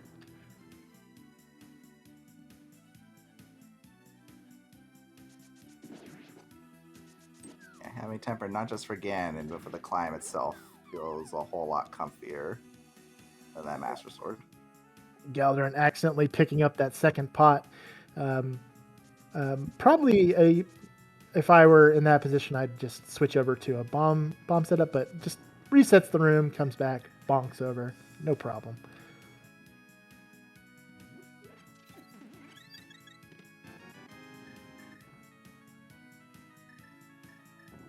So I believe that is check number 14 as we head into the Ice Armos here.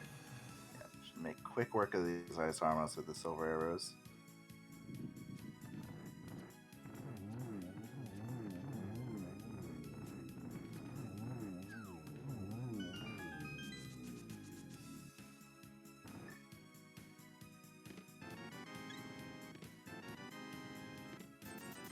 Oh, it looks like we've got a key on the right side, either in Compass Room or Perish the Thought of Tile Room.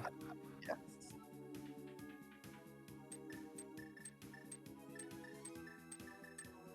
Yeah, potential tile room is just one more little jab to see if you could throw at the runners.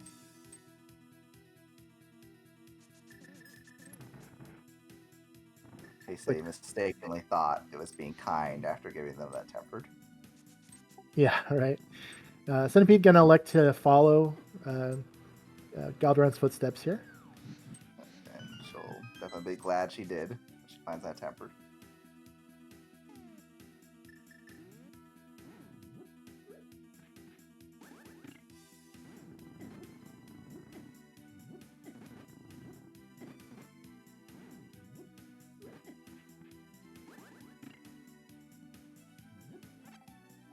Getting bullied there by the Gibdos a little bit, but We'll get in here to Compass Room.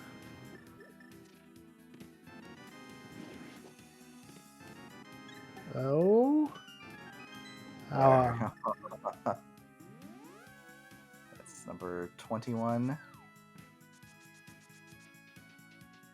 Well, we didn't have anybody guess it exactly, but our two closest are Deep Fried 87 and Legio 65535. Take a bow for being closest. Get your get some internet points for that one.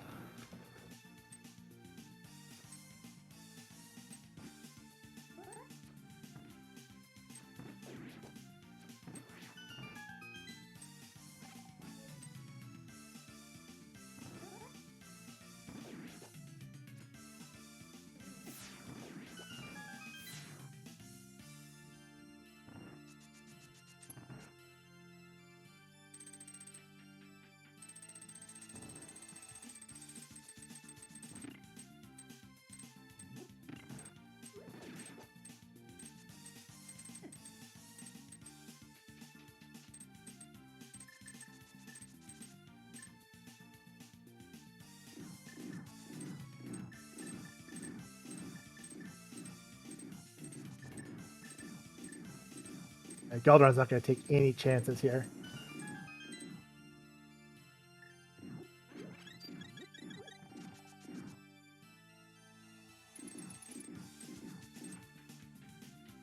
But again, folks, with the delay on Centipede's side being what it is, this is an incredibly close race. So much of this is now going to come down to just simple execution through this tower.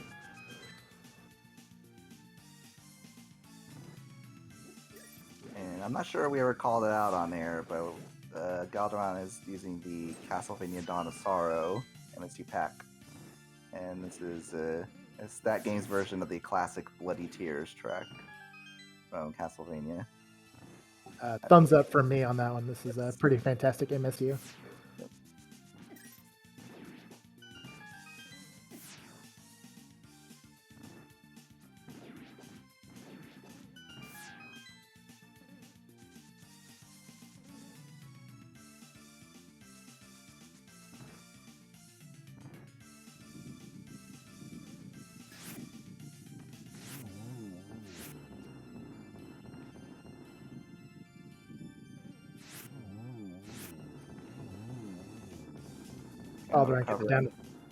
Recovering nicely for the 2-cycle. Yeah, that room can always be a little bit. It's definitely obviously more tricky than the original land though. But with the silvers, getting it done as we move into the latter half here of the tower climb.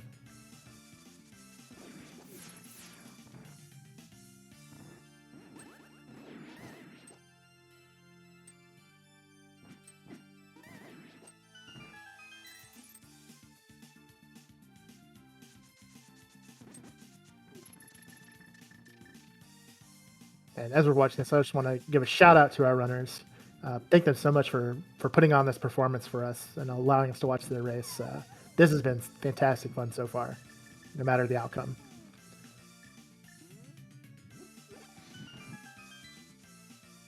Yes, absolutely. It could be very, very nerve-wracking to know a decent number of people are watching you play right now. And I think both perform pretty darn well under the circumstances.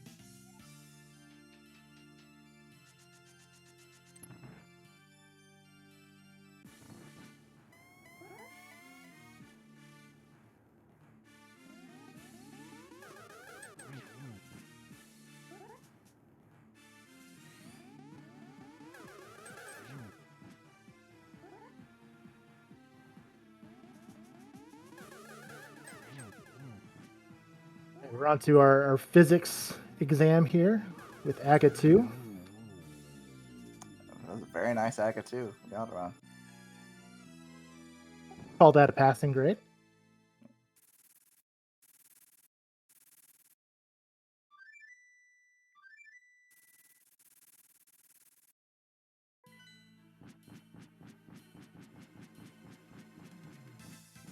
And there's a very nice double fire rod from Cen7ipede in the pre-land mode room.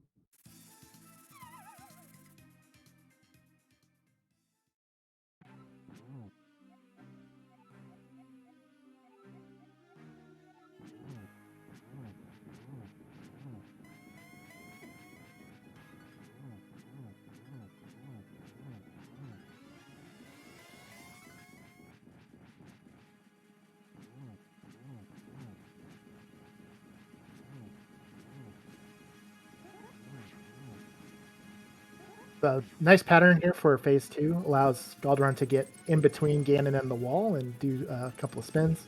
Didn't quite get enough damage though to get through that phase. Yes.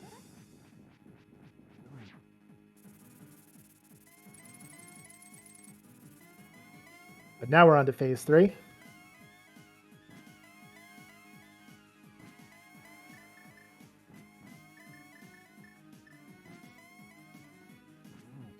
Ganon finally decides to sit still.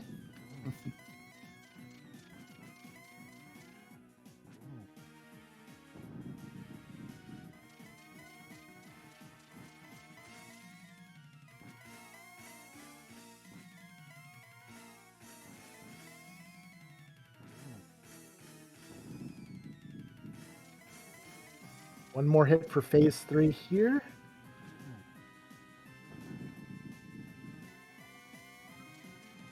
Now phase 4 begins. We're looking for 4 hits of that silver arrow. And not getting torch ghost was not as big a concern when you have the silver arrows. Yeah, very minor thing. We've got the lamp. We have enough, way more than enough magic to be able to finish this boss off.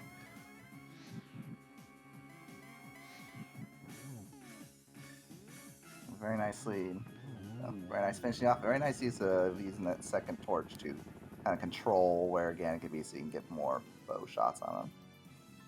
Yep, well done.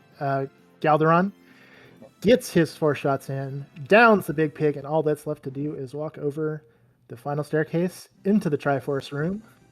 Yep, get your GGs in the chat for Galdaran, the winner of this race.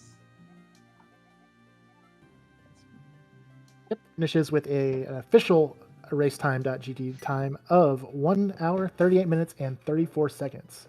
GG's.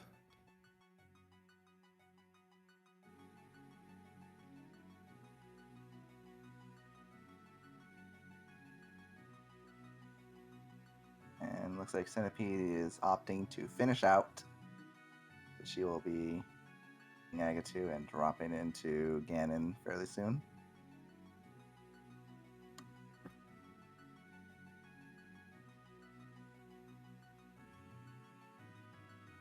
Yep, I mean, you're this close. As we said at the start, you know, this is tournament is largely about practice and you know, doing as much learning as you can, and you know, you're not going to be required or expected to finish every race. You know, if you're not feeling it or you're not having fun, then what's the point? But yeah, right here at the end, Cen7ipede just going to finish this one out.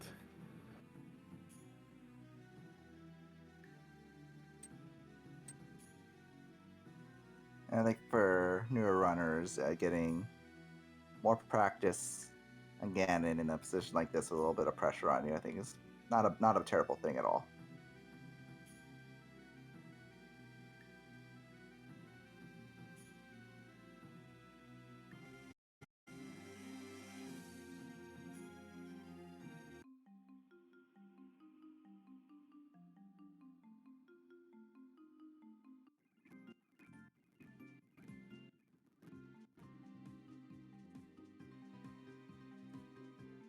There, Cen7ipede getting through phase 2 a little bit quicker than Galdaran did. We're gonna have to sit through a handful of Ganon teleports here, as we saw before.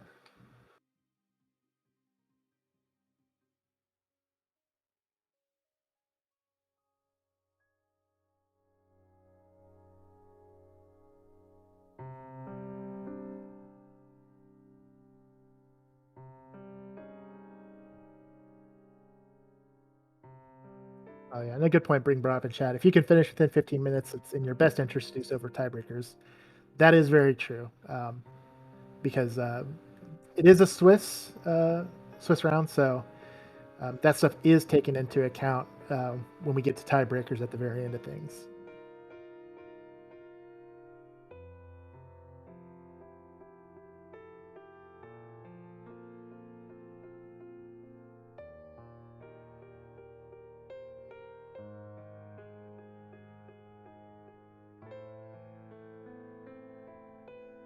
And one more arrow should do the job.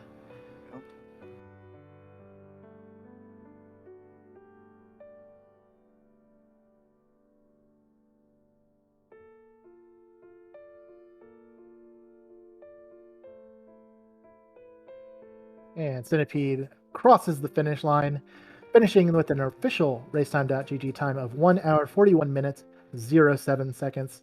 Give your GGs in the chat for both of our runners. Yes. And again, thanks so much to them for putting on a fantastic show for us. This was a very close race. Yes. Absolutely.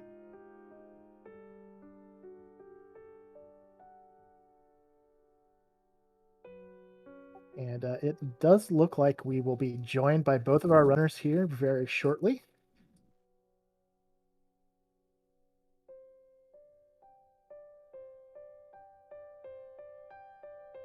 But wait, I just want to say again, thank you to our runners, and thank you to our tracker as well, Furious Prince 97. First time tracking, did a fantastic job for us here.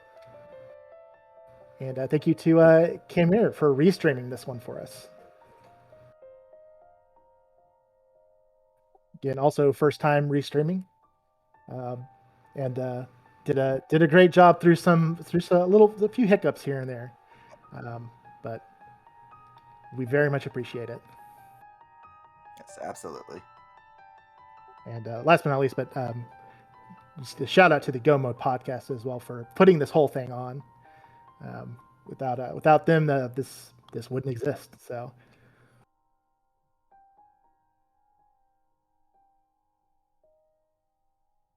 But with that, we are joined by our runners, Galdaran and Cen7ipede. GG's to both of you. Yes, GG's. Thanks. So I guess we should start at the beginning because this seed was a trial to start out with that sort of logic chain that we experienced there. Can I give us your thoughts on that opening and what you guys were discussing or how you were feeling about the way that went? For me, it was very hard to read. I was just kind of like going with the flow, and then we kind of figured that something was on Pyramid Ledge. Then when we saw the boots, it was kind of like whoa. But then we found the moon pearl, we were good. Yeah, we were last locating everything until we got into the dark world, and then again back in the light world, and then doing pot, and then it was all open. Yeah, I think in a seed like this, it's difficult to not last locate everything in that start. Yeah, that start was incredible. I'm glad John was here for this.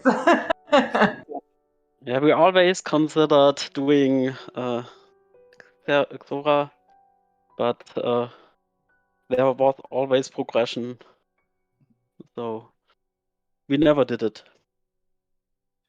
Yeah, and then as soon as we got out of the dark world, finished Aga, got the boots and the moon pearl.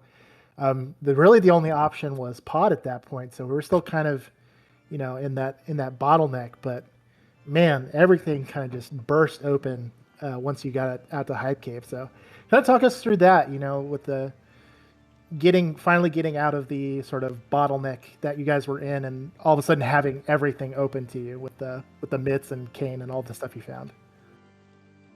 Well, we kind of just focused on playing dungeons and finding stuff as we went. We did the what I like to call seeing the guys, just to get us a little bit more hearts, a little bit more advanced to go into Skullwoods and those harder fights. But it seemed pretty linear to me.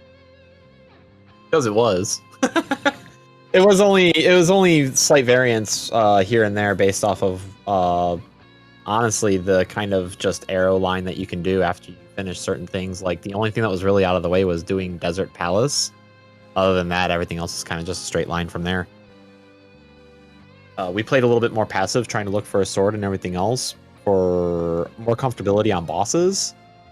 But other than that, I think we did totally fine. I think Cen7ipede just needs to build up a little bit more confidence in these low percent-ish type of fights, and she'll be a real strong runner. Yeah, I think that's something that everybody struggles with when they're first starting out, you know, getting the confidence to be able to do that stuff. Especially when you're presented with a scenario like this where, yeah, you know, you've got all your crystal dungeons basically right there for you to be able to beat. Galdaran, now, how about you guys? What was kind of your thought process? Was there something similar? Yeah, we wanted to do everything in line. So after Hype Cave, we got mids. So we go through this house in to Thieves Town and doing everything, and then only dungeons. And we only had to do the dungeons, so it was a fast seed. I wanted to have the tempered sword, so after Climax, we got to the hookshot room, but tempered was in Gen's tower. I was happy to see it here. Yeah, fun fact about that, when he entered Thieves Town, I was asking him, how confident are you doing moth like this? And he was, maybe not. And then he opened the first chest and Master Sword was in. I was like, how about now? Yeah. Yeah, I mean, I was saying you guys kind of got everything you could have possibly wanted on that Hype Cave through Village of Outcasts play. But yeah, speaking of Ganon's Tower, was there any thought to doing any, you know, Dark Magician or Pink Magician routing? I mean, it worked out for both of you guys because that did end up getting you that third sword. Sorry, but Yeah, I wanted to do a hope room. If there were a key, we would go wide, but there wasn't, and so we got left. Yeah, I'm personally not a fan of going back and forth. The only time I'll really DM is if it's a qualifier. But in a 1v1 scenario, I'm either doing one side or the other. I'm actually a fan of doing Hope Room and going left, so it worked out for me.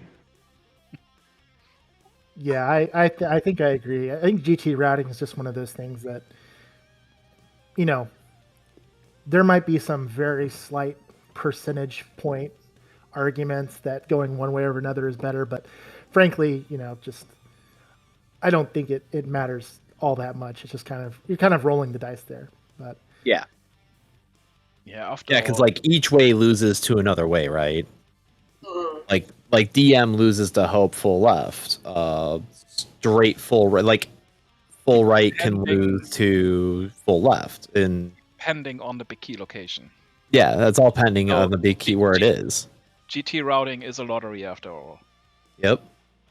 Absolutely, and you know, in this case, while if you did something like DM, yeah, you get that big key faster, but you lose that last sword. We don't know where the gold sword was. It could have been upstairs, maybe, but I think you actually lose time. You might even actually lose time doing DM going directly for that sword. Most likely in Swamp Palace, right?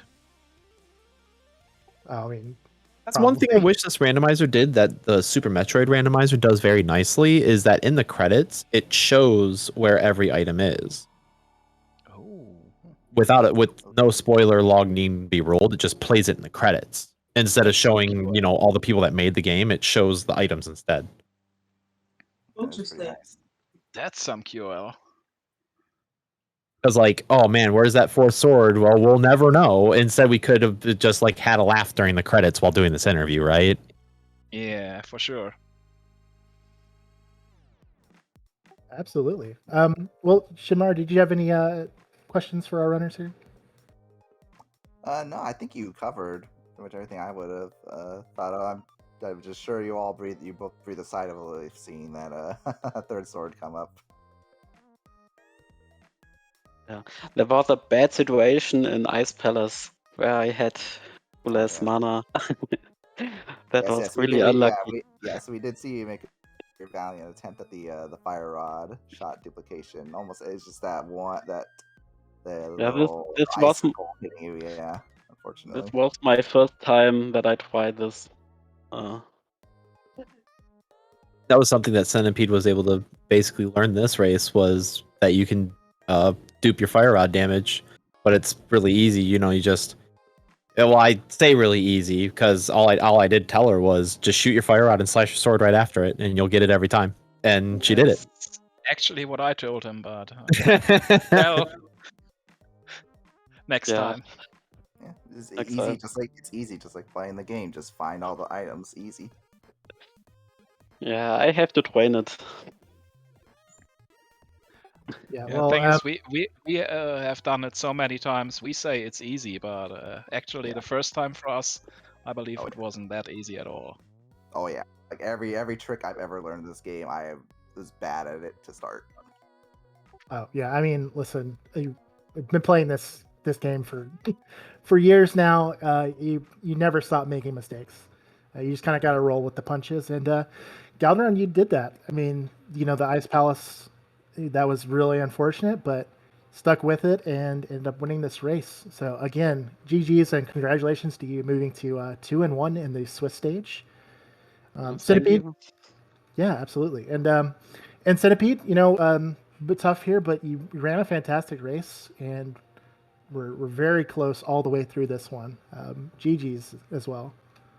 Yeah, Thank you. I GG. knew it was going to be a tight race, and thank you for the restream, and I look forward to doing this again. Yep. Thank you for commentating and tracking. It was our pleasure. And again, guys, give these two runners a follow. Got their links there in the chat. They did an amazing job running this race for us today, putting on a show. And again, it was fantastic to watch. Again, big thank you to Furious Prince 97 for doing tracking. Again, as I said before, first time, did an amazing job. And a big shout out to Khaemere as well for restreaming. These are tough jobs, and you guys did a great one. Great job rolling with the punches and putting on a show for our viewers. And again, can't thank the Go Mode podcast enough for putting this whole thing together. This is always so much fun seeing new runners get in here and get their feet wet, and wouldn't be able to do it without the Go Mode podcast. So links there in the chat. Check out the website, check out the podcast, and also come join us in the Discord if this looks interesting to you and you want to give this a shot. Obviously, tournament's already underway, but they hold these fairly regularly, and there's always a lot of people in the Discord putting on races and just talking in general. Yeah, And there's people last- around who will answer questions, help you out, whatever you need. Yeah, for sure. And last but not least, thank you so much, Shinmaru, for another first time doing comms, and you did a fantastic job. So thank you for joining me. Yeah, thank you very much for helping me out. I appreciate it. And with that, folks, thank you for hanging out with us, for watching this race, and I hope you guys all have a fantastic day, night, afternoon, wherever you are in the world. Have a good one, and take care.